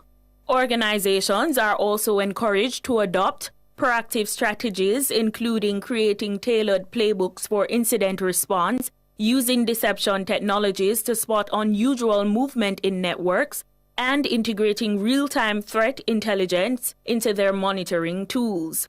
Training staff to recognize phishing attempts, especially AI-generated ones, along with running practice exercises to test readiness is also key to building resilience. Khaleesi Wright for Nationwide News. Thank you, Khaleesi. Well, to discuss this further, we're being joined by Regional Sales Director for Lumu Technologies, Ronald Donaldson, and Attorney at Law and founder of Design Privacy, Chuck Cameron. Good evening, gentlemen. Good evening. Good evening to our listeners. So let's start with you, Chuck Cameron. 34 million cyber attack attempts in Jamaica over the last 6 months alone. Does that number shock you? No, it does not. And that number will only increase in time, given the availability of service providers who actually make these attacks available as a service. So I only expect that number to increase. Mm-hmm. And Ronald, Jamaica recorded, as we indicated, 34 million cyber attack attempts in just 6 months. From your vantage point, what does this say about our current cybersecurity posture? I'm glad you framed the question that way. So let's take a step back. Last year, when the figure went down, I remember discussing with just colleagues in the region and saying, there seems to be reconnaissance because the previous year we were heavily attacked. Now that we're being attacked again, the only thing that disappoints me is that one, didn't seem to be expected, and two, we're using the traditional approaches to still, respond to cyber attacks. What we have not recognized is that let's call them the hackers, they have evolved. They're using AI to deliver their payloads, so we're still using the traditional responses and traditional means to defend them off. We are still operating in silos, trying to standardize around a particular brand and that kind of thing. What we need to do is look at platforms that integrate easily with your existing solutions. These platforms need to be AI-based as well. and be able to respond without any kind of human requirement or manual intervention. In other words, to coin some jargon out of the industry, what you call a tier 1, tier 2 response. In other words, it says something malicious, it will block it. This shouldn't be brand-based, right? But, we need some of the traditional components, right? Endpoint protection, firewalls, that kind of a thing. But that is not and will never be enough in the new paradigm that we have. The expansion that we're having is around cloud-based. I mean, if you think about just your general life, your washing machine now prompts your phone and tells it, hey, do you want to do the next cycle, for example? So we're basically living in a cloud-based life. So the idea that we should be defending or responding using traditional tools and infrastructure is ridiculous, right? So we need to get away from that. Look at tools, for example, network detection and response tools that can look at the blind spots, which is what they are, because your traditional infrastructure cannot pick up, for example, a Wi-Fi camera or cannot determine that a hacker is using your printer to get into your network, right? The hacker's not going to go after the areas where you have a lot of resources behind. They're going to go after the areas of least resistance. Just following up on that point, Ronald, because you mentioned that the hackers are utilizing AI-enabled tools. Is it that companies in Jamaica, they're not moving fast enough or they're not responding to this new level of sophistication? It's a combination. They're not responding to the level of sophistication because in our reality, if nothing is happening, then we're fine. They're thinking about the traditional approach of a hacker jumping in to disrupt. Hackers sometimes sit in your networks for, I remember in one case we saw for up to 3 years. They were stealing information, using resources for, maybe crypto mining or whatever it is. But it's not the typical delivery of interruption that we're used to, right? We have been comfortable because the disruption seems to have been on our own ransomware. What we need to realize is that ransomware is one component of a vast delivery of bad services by these guys, and we need to be more proactive in our response. But the proactivity cannot be based on human or manual intervention. If they're using AI, we can't respond ourselves. We need to get efficient AI tools, network detection and response tools, that can actually detect and know when something is happening within milliseconds. But on that matter of artificial intelligence being integrated into cybersecurity, isn't that, in terms of scale and cost, almost beyond what is available to a lot of Caribbean companies, particularly here in Jamaica? Fantastic question. That's, forgive me for the plug, but that's the very reason why I'm at Lumu Technologies. You see, we all have the same problem, whether you're enterprise or small. We all have the same problem of cybersecurity. And my founder and chairman, he recognized that despite where you are on the scale, you had the same problem. So the idea was to have a platform that was cost-effective and would seamlessly integrate with what you have. Typically, when people hear cybersecurity, they think about a large investment, whether CapEx or OpEx. But because of the agility and the innovation around cloud, we have been able to create a budget-friendly solution that allows us to actually, alleviate and assist irrespective of where you're on the spectrum. Now, whether it's Lumu or not, that's what you need to be looking for because the assistance is there. Right? Traditional brands, are going to find it hard to pivot in this new paradigm. And yes, they're going to have a high cost attached, but there are options that are available. And it's something that we should explore and not put our head in the sand and worry about it. There is a way out and there is a light at the end of the tunnel. And go ahead, sir. Chuck Cameron, this matter of cyber attacks, I think there's still the human element. I mean, as much as we talk about artificial intelligence, sometimes the greatest vulnerability to the system is the human themselves. And we're talking about things such as social engineering and phishing scams. Even in this day and age, when these things are matters of public knowledge, do you see where companies are taking the necessary steps to fortify their staff against these types of attacks? So I do want to make the point that these aren't things that companies should do or have an appetite to do. The law actually requires that you implement technical measures to protect against these sort of attacks. The law mandates that you train your staff.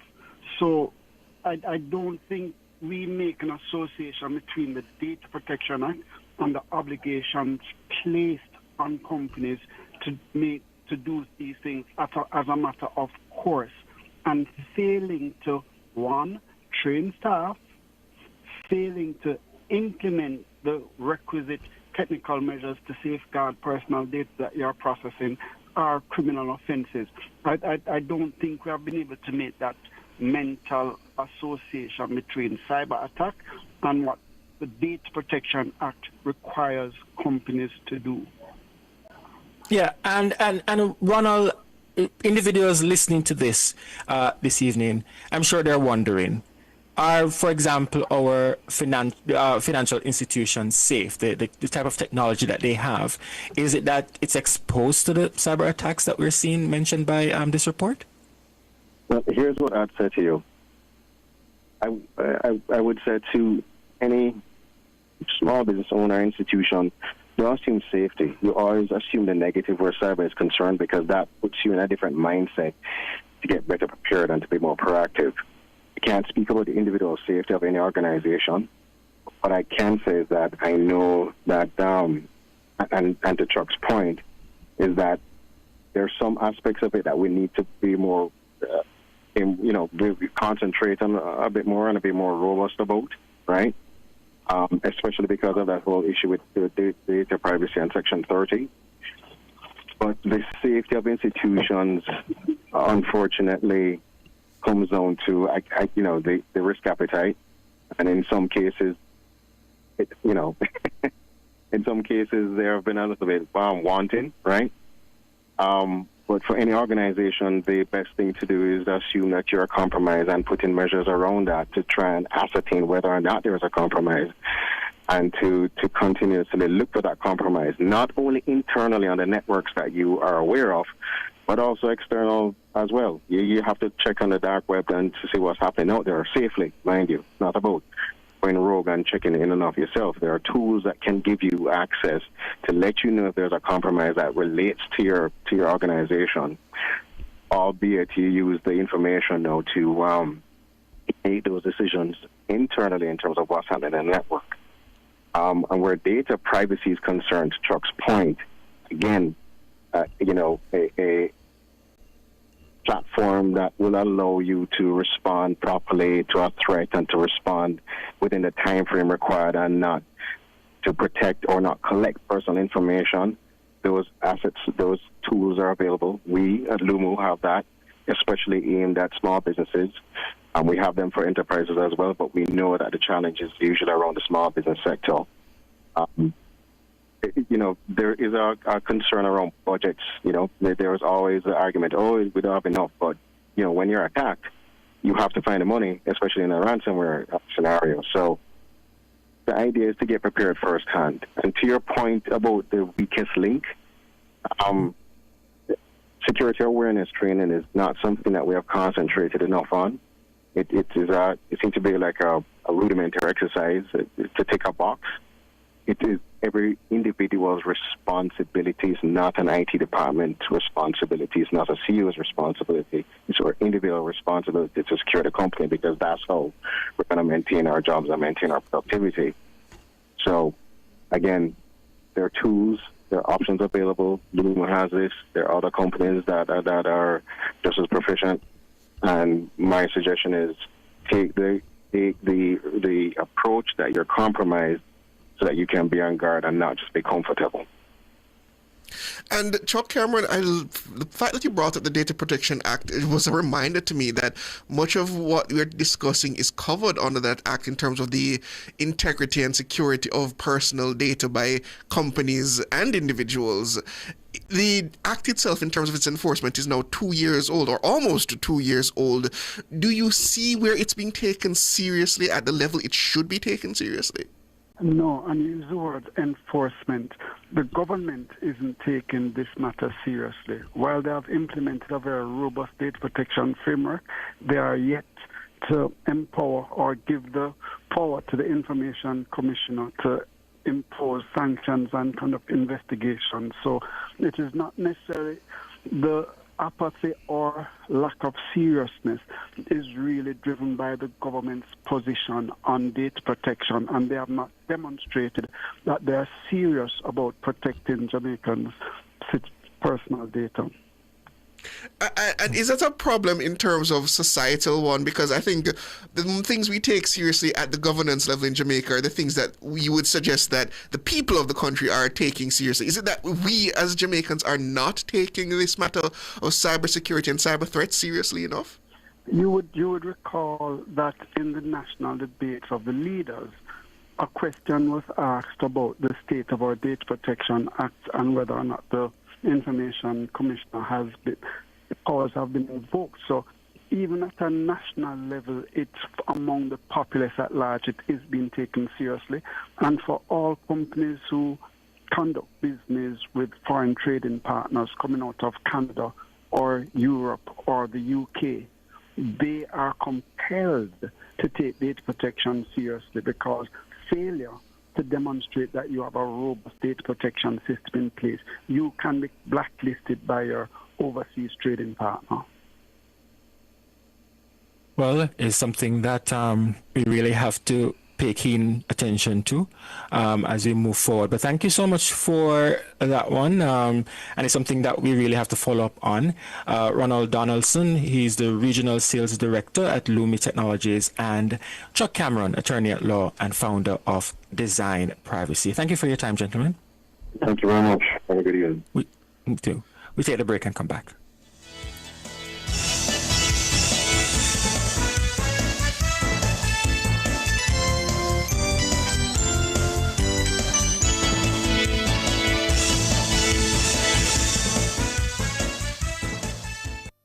Jamaica's unemployment rate has fallen to 3.3%, down from 13.2% in 2016. Our government's continued focus on job creation is delivering real results. We are building Jamaica. The time by the Office of the Prime Minister is... It's 7 o'clock. Taboo topics, bulletins after dark, Riveting discussions, celebrity news and interviews, topics that are shunned by society, and everything else in between. Bulletins After Dark with Kareem Bulletins, each and every Wednesday, 8 to 11 p.m. Bulletins After Dark. No topic is too taboo or hard to discuss. Come get your mind blown and your curiosity explored. Bulletins After Dark.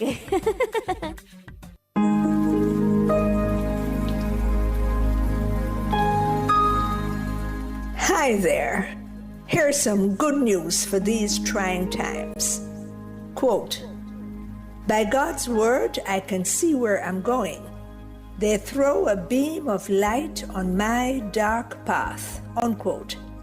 Psalm 119, verse 105. Listen for God's Word weekdays at 5:45 a.m.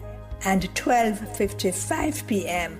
through Oasis. Stop by for a refreshing drink and share a God perspective for the day. Oasis. Weekdays 5:45 a.m. and 12:55 p.m. right here on Nationwide, a revolution in media. The rebroadcast of The Oasis can be heard weekdays at 5:45 a.m.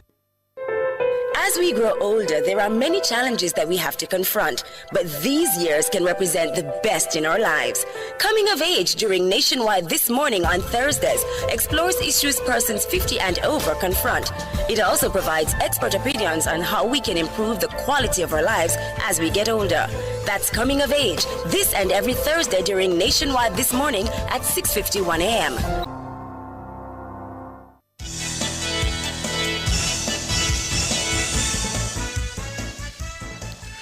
Welcome back, listeners and viewers. We now turn to the unfortunate passing of Alan Skill Cole. Tributes have been pouring in for the former Jamaican international footballer. He passed away Tuesday night at the age of 74. Skill Cole is widely regarded as one of Jamaica's most talented midfielders. He made the national senior team at the age of 15, which to date makes him the youngest player to achieve the feat. Well, at the schoolboy level, he was instrumental in their Technicals' 1965 Da Costa Cup win, scoring 38 goals for the season. Prime Minister Dr. Andrew Holness says Jamaica has lost a legend. He praised Skill Cole's brilliance on the field and hailed him as one of the greatest of his generation. Dr. Holness also paid tribute to Cole's influence off the field, highlighting his work as tour manager for Bob Marley and the Wailers and as co-writer of the timeless anthem War. The Prime Minister says the late footballer became part of a cultural movement that defined an era and carried Jamaica's voice to the world. Meanwhile, opposition leader Mark Golding said Cole had skillfully elegant passing skills and ball control that were second to none. Golding says he is grateful for having benefited from Cole's generosity in sharing his deep first-hand knowledge of the history of the seminal period in which Bob Marley lived. He said Skill Cole's significant role in and contributions to the country's cultural development deserve to be documented in the annals of Jamaica's greatest personalities. And Sports Minister Olivia Grange says the late footballer, who was the first overseas player to play in the Brazilian League, was born to play the beautiful game. Well, to discuss this further, we are joined by General Manager for the Harbourview Football Club, that's Clyde Giardini, and President of the Santos Football Club, Carlton Spanner Dennis. Good evening, gentlemen. Good evening. Good evening. Good evening to you all. Good evening, Carlton. And condolences. How are you doing? Clyde Giardini, let's start with you. What does Alan Cole's passing mean to the football community here in Jamaica?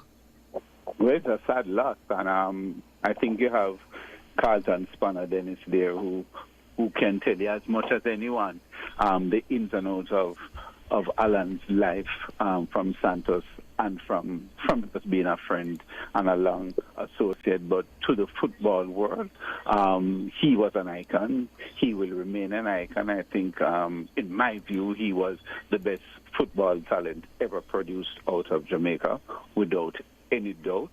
Hopefully he will be revered, and I hear the tributes being laid out by the politicians. I hope they'll go a little further and make sure that as they have been awarding statues of plenty to sports persons, I think Alan would be deserving of one such.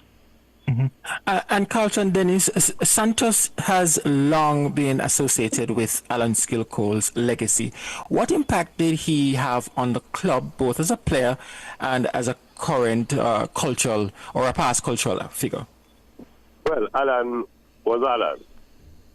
Just his presence alone would stir a conversation. But I can tell you, we've been playing the under 13 and under 15, and during his illness, he came to the club every evening and walk and sing. And the young man, when we sit down and tell them who Alan Cole is, they were astonished. And every evening they would wait on him to come and ask him some question. And even the goalkeeper, he'd work with them. So Alan was somebody who would make a difference in the life of people of Santos. The last couple of months we get very close. He comes to the club every day. After he walk, we'd sit down and play some domino and with reason, and he's there every day. I noticed I didn't see him for the weekend. And normally we were going to Bob Campbell funeral. He'd call and say pick him up. I didn't hear from him. And when I did call over the weekend, I was told that he wasn't feeling well. And then, the rest is history. He passed. But we can't replace Alan. So we have to just remember the time that we knew him and we spent with him. because that will never go away. And Carlton Dennis, he's known as one of Jamaica's greatest midfielders. What kind of qualities does a midfielder possess, and how were those epitomized in Alan Cole? I would not call him a midfielder. I would say he was a complete person on the field. He was one of the best pass off the ball. And he had a good kick. So, you know, Alan would be here. I remember a game and a goal that he scored against Constantine for Santos against the Jamaica Defence Force. A ball coming across and he made it and hit it in the far side. And he laughed and said, only a Cole could do that. There's a lot of memories. There's a lot of memories of that. You know, I can tell you, Santos was playing Boys Town at the stadium, and Alan didn't turn up over camp. That time we were training at camp. So we proceeded to the stadium, and Jackie Bell named the starting 11. There was no Alan in the starting 11. But when we leave the changing room and came outside, Alan arrived with his entourage. A man about towing of funny man. Alan to himself say, Coach, name the other 10. And Miguel Blair was in the starting level. And Jack go back to the changing room and said, Funky Blue. And Carson said, no, my brother has to play. Yeah. Then he said, they look at Bob Cameron and said, Bob, myself and you going to play a half. That's how we avert the impact. Yes. And Santos, Banky Blue scored 2 goals. Santos going to win the National League. Alan was an impact player, impact person. So, you know, I just said that to say to you, Alan was Santos. Mm-hmm. Alan was so good that when Nautico came to Jamaica and saw Alan, they take him back to Nautico with them. The first man from the Caribbean or from this side of the world to go to Brazil and play football. So, which you're heading right where I want to go, Carlton, and I'm going to put this one to Clyde. He also played professionally in Brazil, as Carlton just mentioned, becoming the first Jamaican to do so. How did that international exposure shape perceptions of Jamaican football? Well, let's take it back just a step before that to get the full impact of what. Yeah, the national team. Yeah. This was the early 1970s. Carlton, that would be about what, 72, 73, if memory serves me right? Right around there, yeah. There you go. The Nautico came to Jamaica, played with Francisco Marina, who was the Golden Locks star player from the 1970 World Cup. The 1970 World Cup it was in Mexico, and that's when the world at their feet was made. Multiple chrome color lives just came into being on the global stage. The World Cup was being shown inside the national arena, and that's where the only place where you could go and watch these games. Brazil, as always, was revered by Jamaicans from the 60s when Pena came here and made Alan Skillcole a 15-year-old debut at that time. So that was the history of it.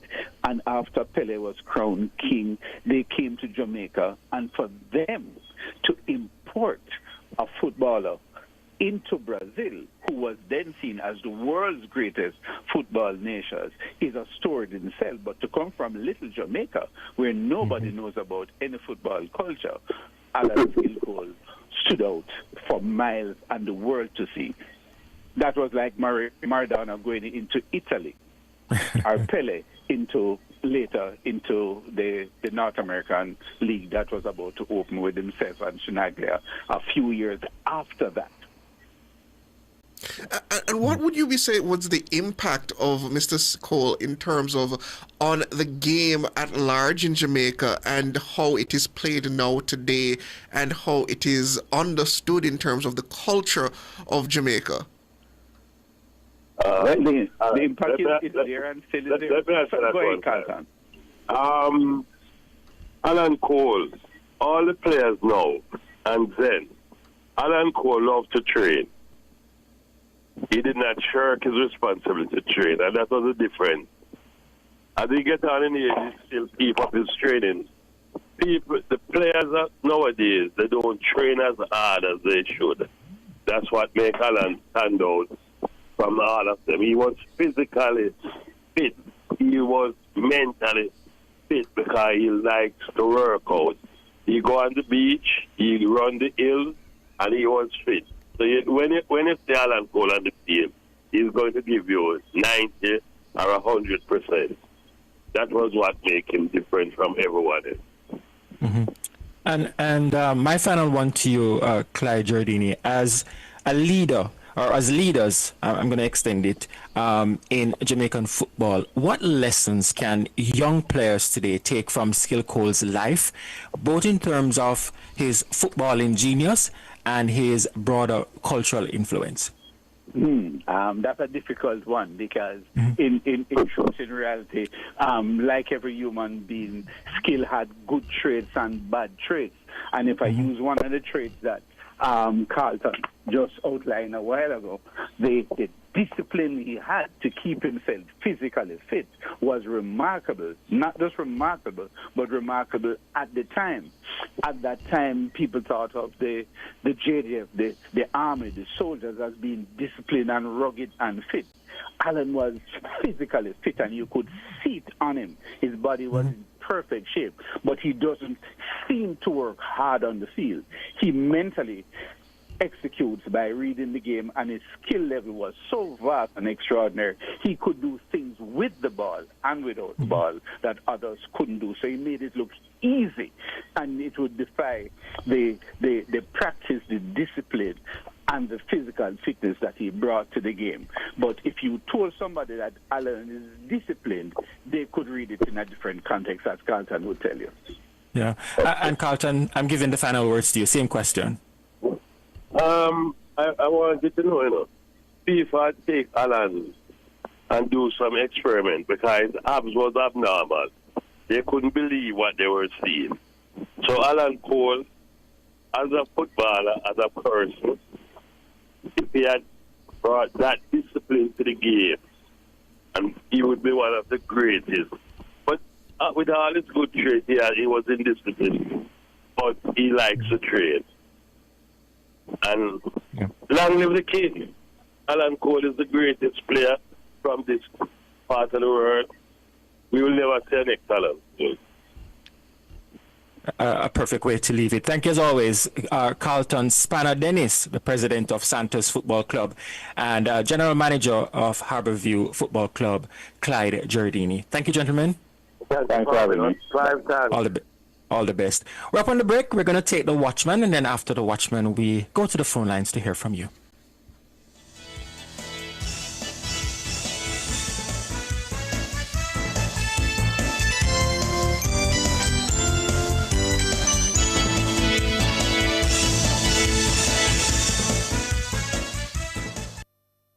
Escape to Idlewild in a grill where sand and serenity meet. Visit idlewild.com or call 876-957-3302. Idlewild and stay a while. The Watchman. Exploring issues shaping our society, government, and business. Provocative, unconventional. Dr. Henley Morgan is The Watchman. Good evening. Will the new JLP government deliver on Jamaica's promise? The verdict is in. A slim majority of the popular vote went to the Jamaica Labour Party, JLP, electing them to a third term as government. A significant 60% of registered voters stayed away from the polls, many thinking the outcome won't make a difference in their lives. Jamaica's promise is encapsulated by the following line from the National Pledge. So that Jamaica may, under God, increase in beauty, fellowship, and prosperity, and play her part in advancing the welfare of the whole human race. Will the new government deliver on Jamaica's promise of justice, brotherhood, and peace that makes us the envy of the world? Many of those who stayed away from the polls, and also many among those who voted, have given up hope they will in their lifetime experience such a Jamaica. those who can vote with their feet, running to foreign in search of a better life. Politics, and by extension politicians, have failed to capitalize on Jamaica's immense potential. Who can disagree? That Jamaica falls short of its potential is neither political or conjecture. It is validated by performance measured against global indices such as the Corruption Perception Index, CPI, and Human Development Index, HDI. There is a relatively new measure, the Chandler Good Government Index, CGGI, out of Singapore, which makes a link between the quality and quantity of life on the one hand, and quality of government and governance on the other hand. The findings are revealing, if not surprising. Within 7 key performance areas, in the 2025 ranking, Jamaica stood 55th among 120 countries on leadership and government foresight, 54th on robustness of its laws and policies, 64th on strength of institutions, 63rd on attractiveness of the marketplace, 80th on financial stewardship, 82nd on global influence and reputation, and 67th on how the domestic environment and government policies help citizens to rise. Overall, Jamaica's world ranking puts us in the 3rd quartile, second to last group among countries. Not good.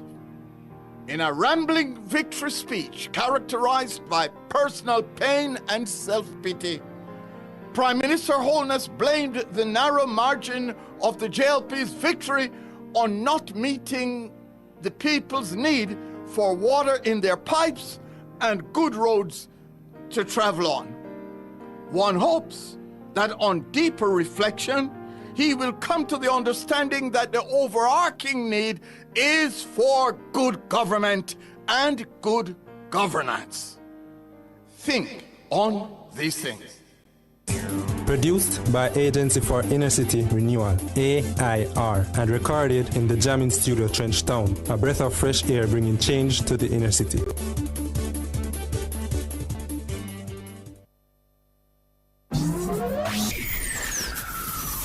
Taboo topics, bulletins after dark, Riveting discussions, celebrity news and interviews, topics that are shunned by society, and everything else in between. Boyatings After Dark with Kareem Boyatings, each and every Wednesday, 8 to 11 p.m. Boyatings After Dark. No topic is too taboo or hard to discuss. Come get your mind blown and your curiosity explored. Boyatings After Dark. This is the World Championships Athletes Profile.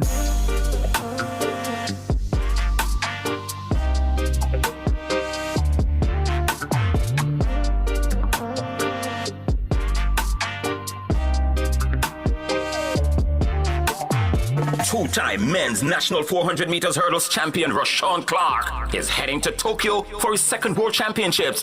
His first, still perhaps the greatest moment of his career. He was just kept off the podium in Budapest in 2023 and had to settle for 4th in 48.07 seconds. Fresh off setting the world junior record, Clark was beaten only by the 3 fastest men ever over the distance in the final. Rashawn Clark, who have a slight lead. It is still a Cedar Wilson there with him as well. Malik James King has a late kick. Will it help him?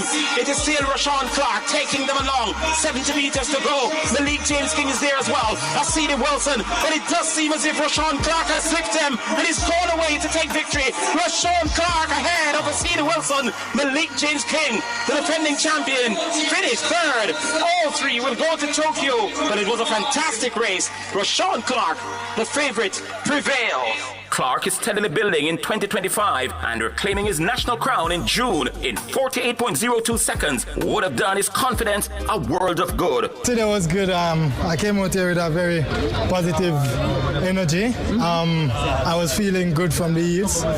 So I just come out here, execute my race and try to get myself on the plane to Tokyo. Russian Clark is heading to Tokyo for a rematch with Karsten Warholm, Roy Benjamin and Alison Dos Santos. Russian Clark will bow into action on day 3, September 15 in Tokyo. You can follow his progress on Nationwide 90 FM.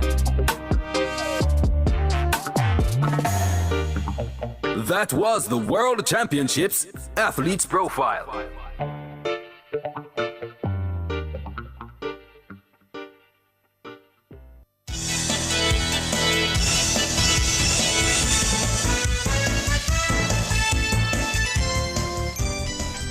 Welcome back, listeners and viewers. It's time for your calls. The numbers are 630-937-124 and 618-8255. But before we go straight to the phone lines, just to know that we did conclude a book drive recently, and we still have some textbooks since it's back to school if you're interested. For example, on the physics, we have the Physics Cape Unit 1 and Unit 2, as well as the New Understanding for Physics for Advanced Level 4th Edition and a few others.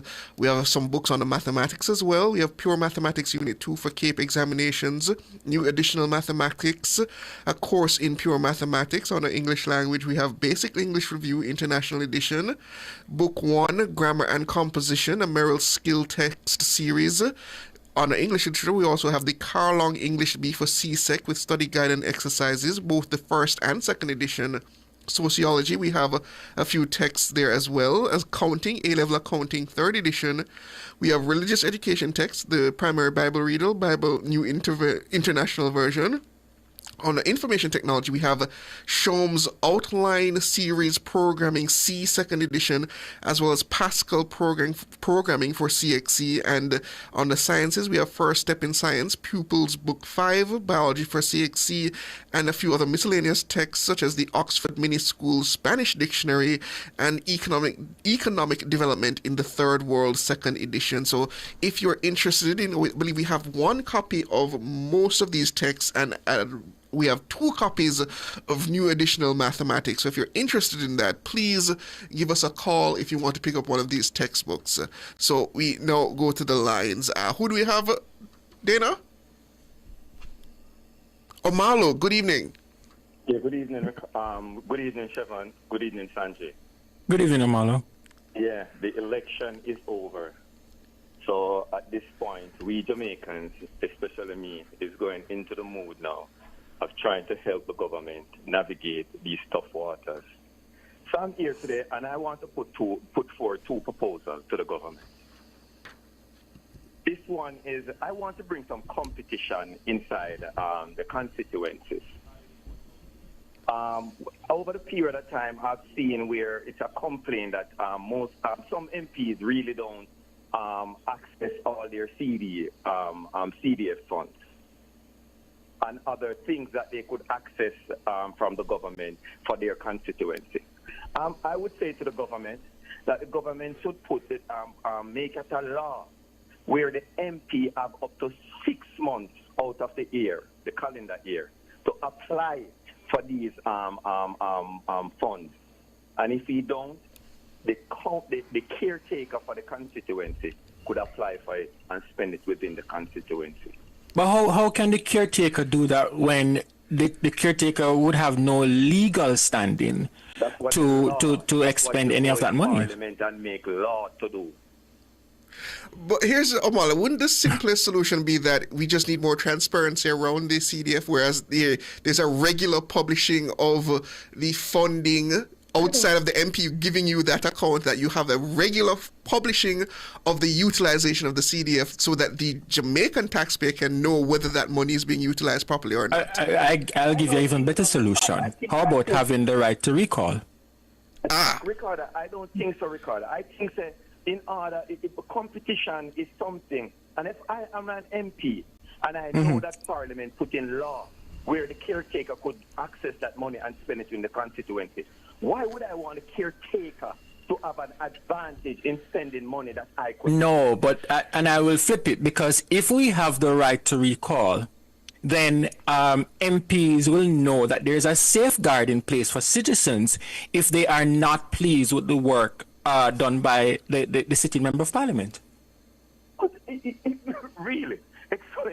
Explain that to me, a recall, by calling an election to spend millions of dollars to run a next general election, when you could just make a law and we, the taxpayers, don't have to be flipping out all these money, that if you don't access the funds, this person will access the funds. Mm-hmm. And then let me ask you now, so how would you report on those funds? Because it is the MP's responsibility by law to report on the funding. So how would that process work?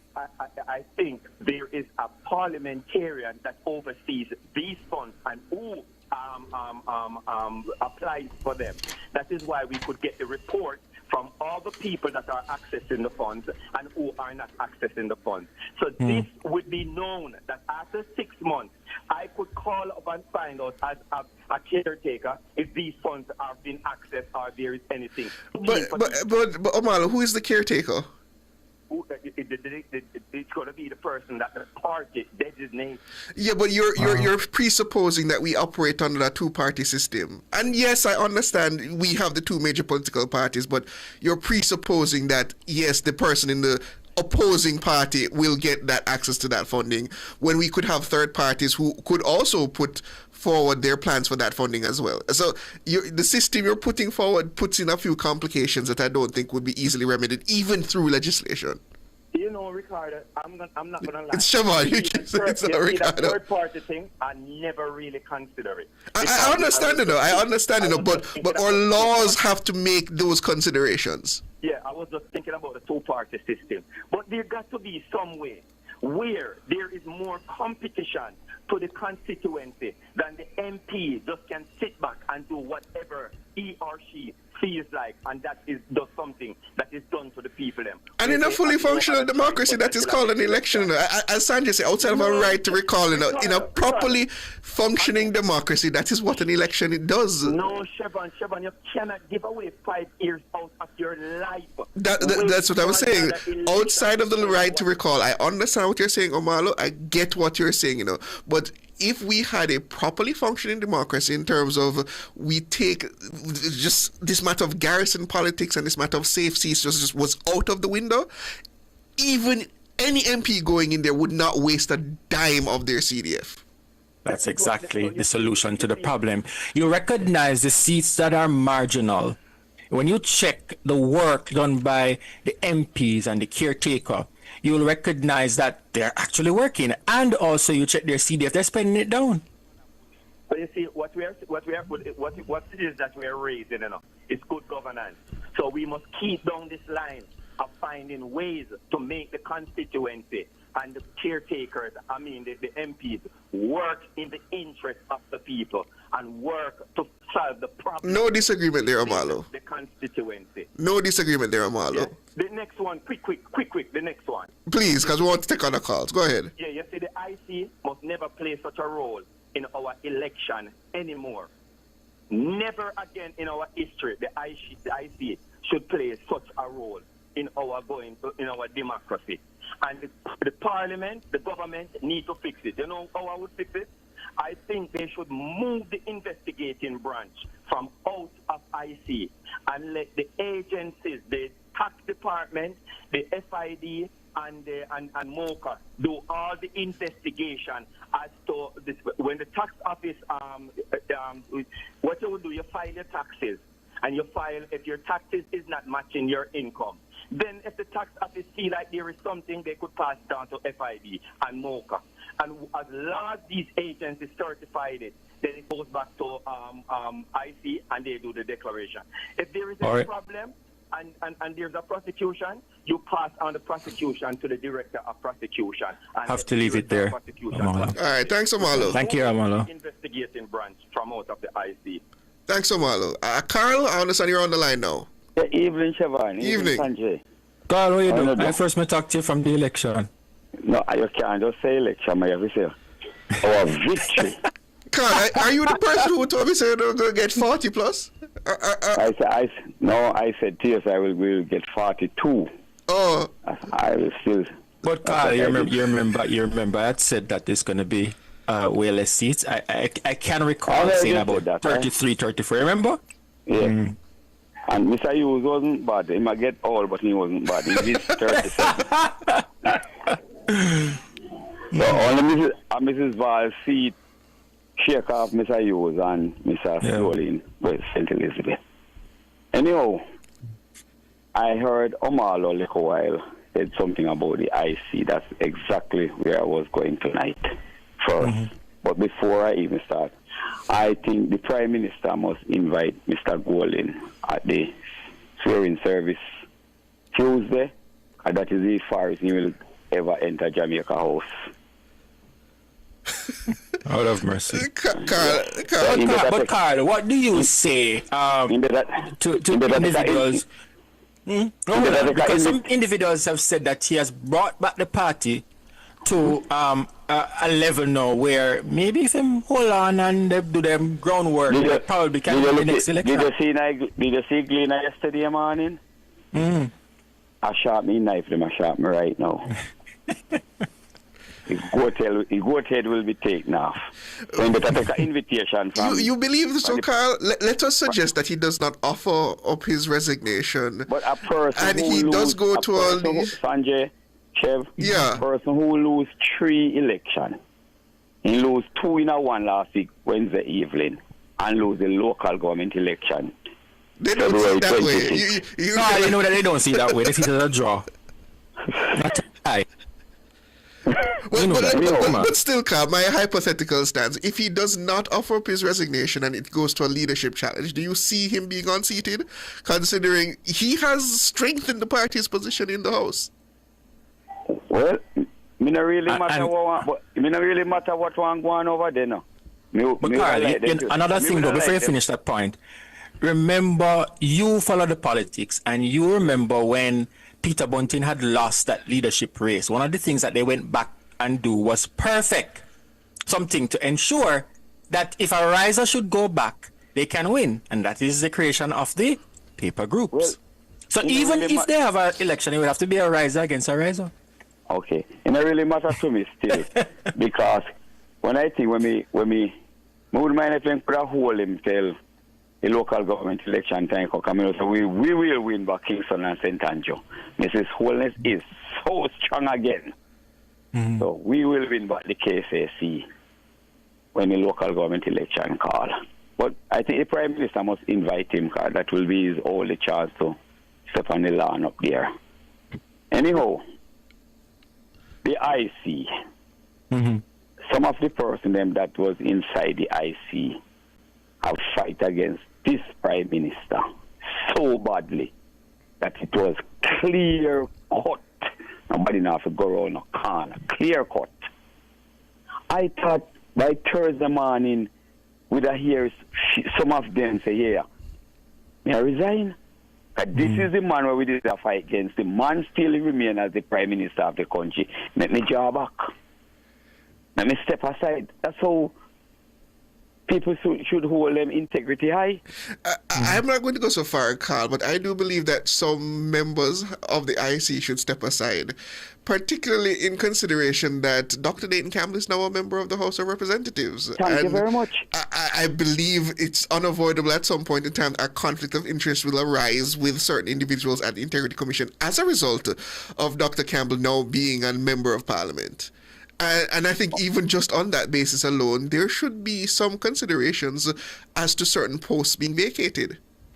Exactly. And there is the RADA board in Clarendon here. Is a PMP man is ahead of it. And I think it is about, sometimes we just can't understand. When if you don't like a government, and the government win the election, nobody have to tell you if you step aside. Use common sense and step aside. And I'm asking my Prime Minister, Come here, we now get to even talk since we victory last week, Wednesday night yet. The Prime Minister must find a way to bring a bill to the Parliament for Peter Davis Philip to pay back the taxpayer back the 3 years that he did not able to go to the Parliament. He could go to Hero Circle. He could go to Montego Bay. That means to say he is not sick. And I hear you, Carl. Somebody tell me, say, when me attack a rubbish. I hear you, Carl. Well, Carl, he followed the established procedures under the for Parliament, so and there's no breach based on what we're told. 3 years you was sick. 3 years you was sick. You couldn't do nothing for the tax dollar you that collect. But you could have taken up yourself under a Hero Circle nice on. And after that, you could have done and take up be a champion. When you couldn't do nothing for the money that you was collecting. Yeah, you raise a good point. He doesn't know, which is why I'm not challenging you on this one. No, and it's something that no. You realize the caveat that I put. He followed the established procedures, but it is a very important point because as a member of Parliament, you have specific responsibilities. You represent a constituency within the Houses of Parliament, and you are a legislator there to give your opinion and to help form and pass bills. And I've seen the parliamentary attendance record. Carl is not far off at all. And 3 years you could not go, but you could have done a Hero Circle in a boiling sun, and you could have done Montego Bay. So you collect the taxpayer money and don't work for it. Well, see me money in a committee tax. Well, that matter has been resolved, right? So. All right, Carl. Chev, before I leave. Yes. Last week we did a hear say time come. Time come for Andrew Holness to be the Prime Minister of Jamaica. You know, and time come for Mark Golding to remain as opposition leader. Thank you. Well, the people have spoken, Carl, and that is the ultimate result, isn't it? Golding and Dayton Campbell, the people of Jamaica, you must never bad mind. You beat Andrew from his house, you know, beat him from his decoration, and you still remain as a Prime Minister.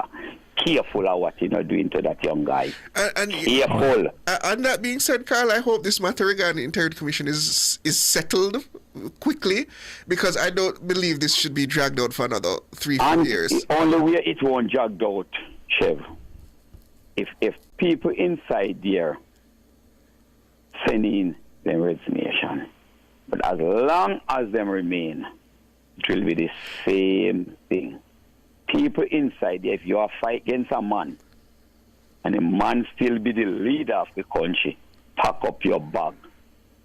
Pack up your bag. You know, need to pack up your bag. And that's my take on it now. Pack in your bag. All right, Carl. Thank you for the call. Thank you.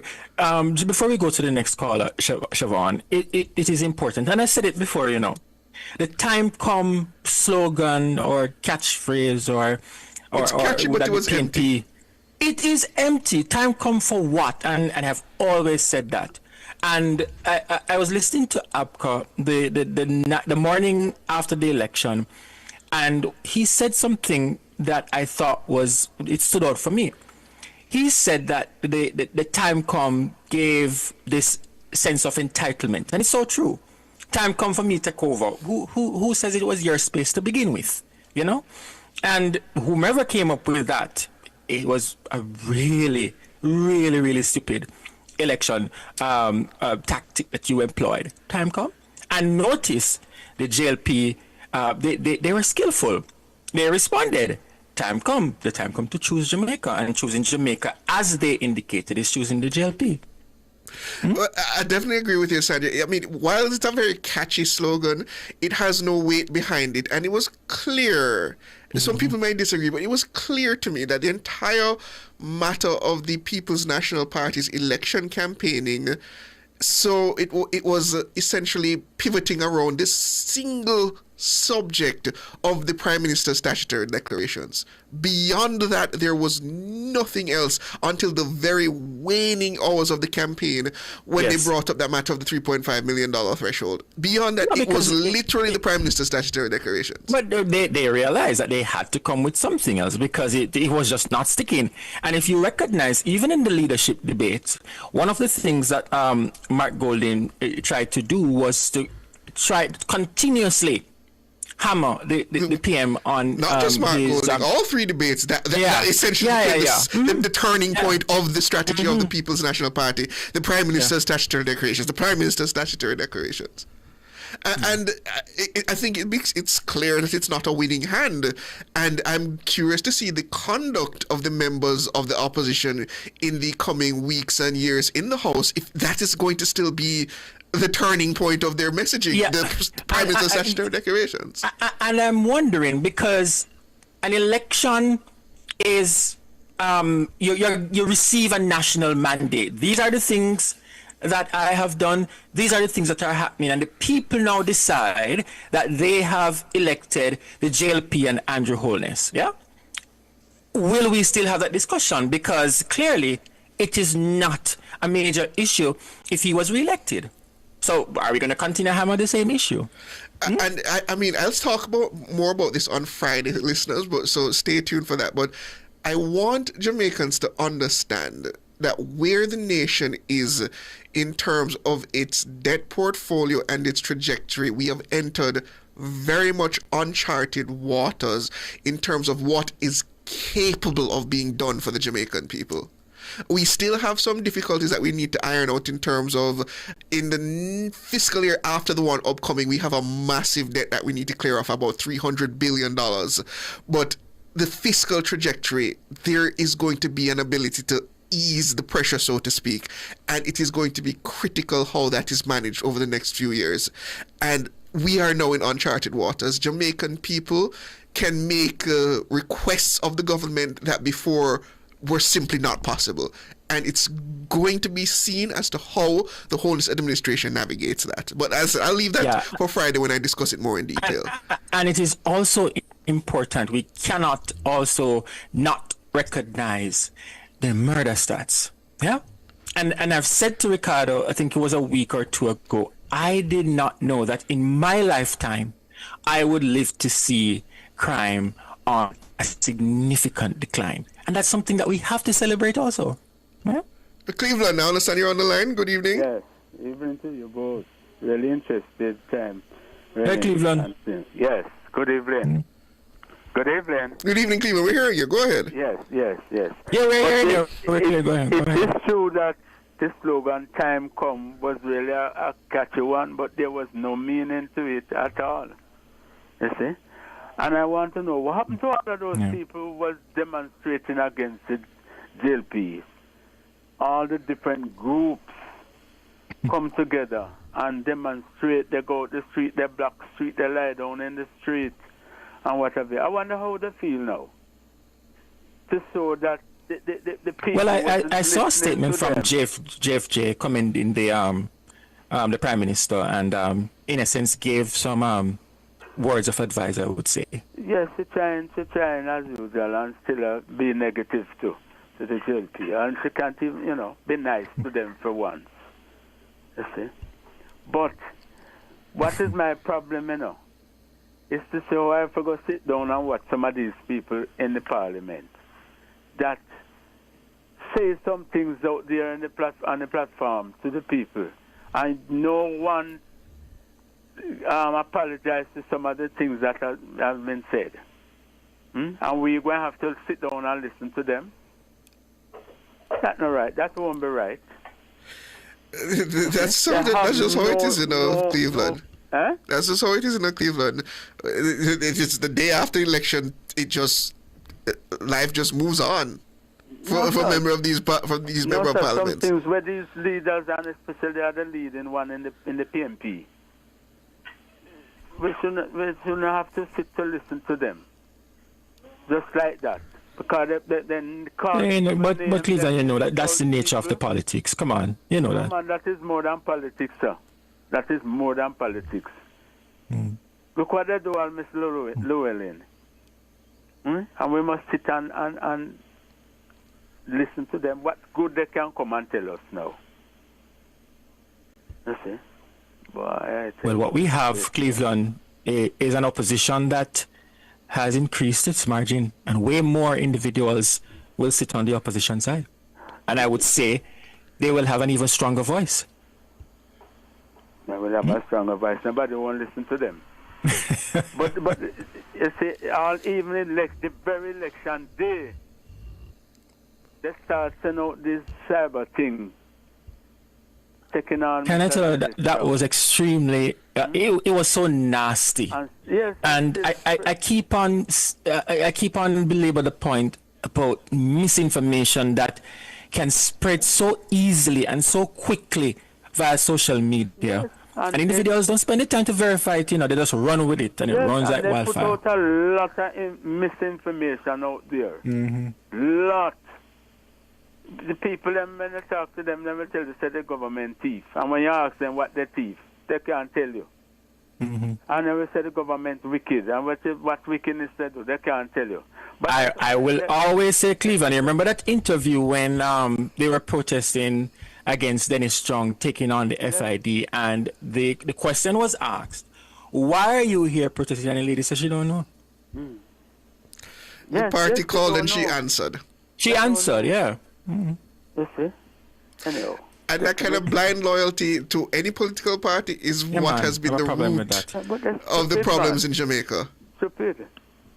Very stupid at what they do. Anyhow. Take care, make somebody else. Yeah. Cleveland, hold the line. I understand our producer would like to talk. You hold the line. But also, Siobhan, it goes back, and the blind loyalty is also important because, and I see all the memes on social media as it relates to East Portland and the work that Admiral Vaz would have done in that constituency. And generally, you have individuals who they're just going to vote blindly. This is a party that they support, regardless of what they may see happening in the constituency. Jamaicans sometimes, the ones who are traditional to a political party, then they're not going to vote for the other side, regardless of what. And that should be understood because remember, East Portland has been, for the most part, a PNP bastion. Yeah, man. So it's almost an expectation that under a circumstance where the party is rejuvenated and the base is fired up, it would inevitably end back in the hands of the People's National Party. But Siobhan, I think that many Jamaicans they don't remember the history of that seat. Remember that seat is coming from Linville, Broomfield. Yes. And remember, Anne-Marie got the seat the second time during COVID. The PNP membership, they weren't so energized. What and even during that, they increased their vote amount. What we saw was the wave of the PNP. And when I say wave, the base supporters being energized and coming out. What we must look at, though, is Central Manchester. Because Central Manchester is also one that traditionally votes for the PNP. And with the base wave, I call it, and Rhoda was able to hold on to that seat, it means that she would have done quite a bit of groundwork to get more of her supporters on that voters list, and also getting those uncommitted voters to vote in her favor. And the same can be said about East Rural and West Rural and those constituencies, because they do not tend to stay in the hands of any political representative for more than 2 terms. And the fact that they've managed to secure a 3rd term suggests that, for the most part, the Jamaican electorate is satisfied with the performance of the Andrew Holness-led government and would like to see them continue in terms of that work. We'll see where that stands in the next 4 to 5 years. That would be 2030, 2031. But the election result is as it is, and it seems to align enough with the popular sentiment, because even the popular vote went to the Holness administration, even if marginally. So it is clear that those people who are questioning the result of the election, that the results are what they are. They seem to match up perfectly with the mood of the country. Yeah. Willow, good evening. Good evening, Siobhan and Sanjay. Willow. Well, I never expect you to get to me because, I'm not talk it out. Sorry about that, Willow. Sorry about that, Willow. All right. me upon the time come thing. Because me here on us say time come. Right? That is the PMP slogan. But time come for what? I've been asking. You remember when Andrew Holness gets serious on him campaign, Andrew Holness go out there with him achievement book. What did the PMP counteract to tell people say time come with? But that's always the question that was being asked. What did time come for? Wait, no, let me tell you what they come with. The first thing they come with is to say Jamaica figure wipe windscreen. You remember that? Mm-hmm. Crawford said Jamaica make we go wipe car windscreen. Mm-hmm. And next thing him say, although he's a taxi driver, he say, listen, make we go drive taxi. Yes. And the next thing, because you never know say Mark Golding go downtown and push and cat. That one, I didn't see that one at all. Yes. So that was what they are saying time come for Jamaicans. You know? Mm-hmm. Wipe windscreen, drive taxi, and push and cat. The problem is the PNP really had an uphill task because several elections, crime would be front and center in the economy, and the JLP government did well in both areas. So that's two major topics that just wasn't featured. Let me tell you, the PNP was campaigning on what the because it looked like say them pay the Integrity Commission to come up with something. I'm going to have to cut you there, Carl. Don't go that line of suggestion. Let's not go to that line of suggestion. We're done with that. But let me tell you, they never have nothing. Only thing, them attack Andrew Holness' integrity. Them attack his wife. And I don't know. You campaign for 3 years, Chevron. And all the 3 years you tell me say you couldn't sit down and come with something with substance to Jamaica, especially the youth. I hear a 28-year-old youth call Cliff Hughes this morning, and him said him convert his father and his grandmother and others to join the GLP because of what the GLP have to offer. I mean, I think it was clear in terms of the election, not just the election outcome, but in terms of the messaging, even up to the launch of the party's manifesto, that there was no clear understanding of what the party wanted to put forward as its platform outside of attacking Andrew Holness's integrity. It was just clear because at the end of the rope, every single policy position put forward by a member, a spokesperson, had to be clarified at some point in time. Almost routinely, clarification had to be put. After the rural school bus program, we had running clarifications of the rural school bus program. Willow, let me just make this one point, Willow. I have never seen in the history of our politics where a political party presents a manifesto and then decide that they're coming with a manifesto. Like, never. Exactly. And let me tell you this. I have a son. He's 22. He's a historian.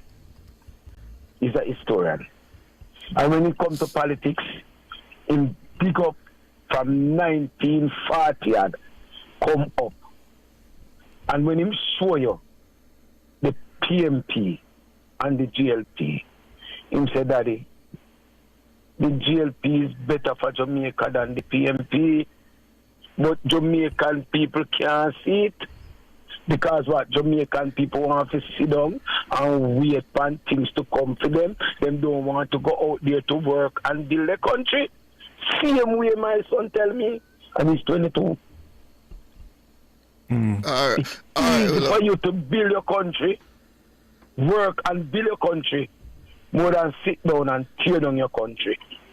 All right. Have a good evening. All right, thank you for the call. We have to wrap up there, listeners, but just to say we've already essentially given out some of these textbooks. So if you're interested, we have quite a few textbooks across several subject areas for CSEC and above. We have physics, mathematics, English language, English literature, sociology, accounting, religious education, information technology, the sciences, and a few others. So if you're interested, please call us to... can we put this list somewhere, Dana, in terms of what textbooks we have access to? Or if you want to call in just to probe the list to see what you'd be interested in, please give us a call. But beyond that, thank you all our listeners and our viewers on YouTube. Thank you for joining us this evening. Thank you to our super producer, Dana Davey, our technical operator, Andrew the Glen Boogs Anderson, as well as the very capable news and production department led by Ricardo Brooks and Cara Powell. Thank you all for your time. Good evening. Good evening.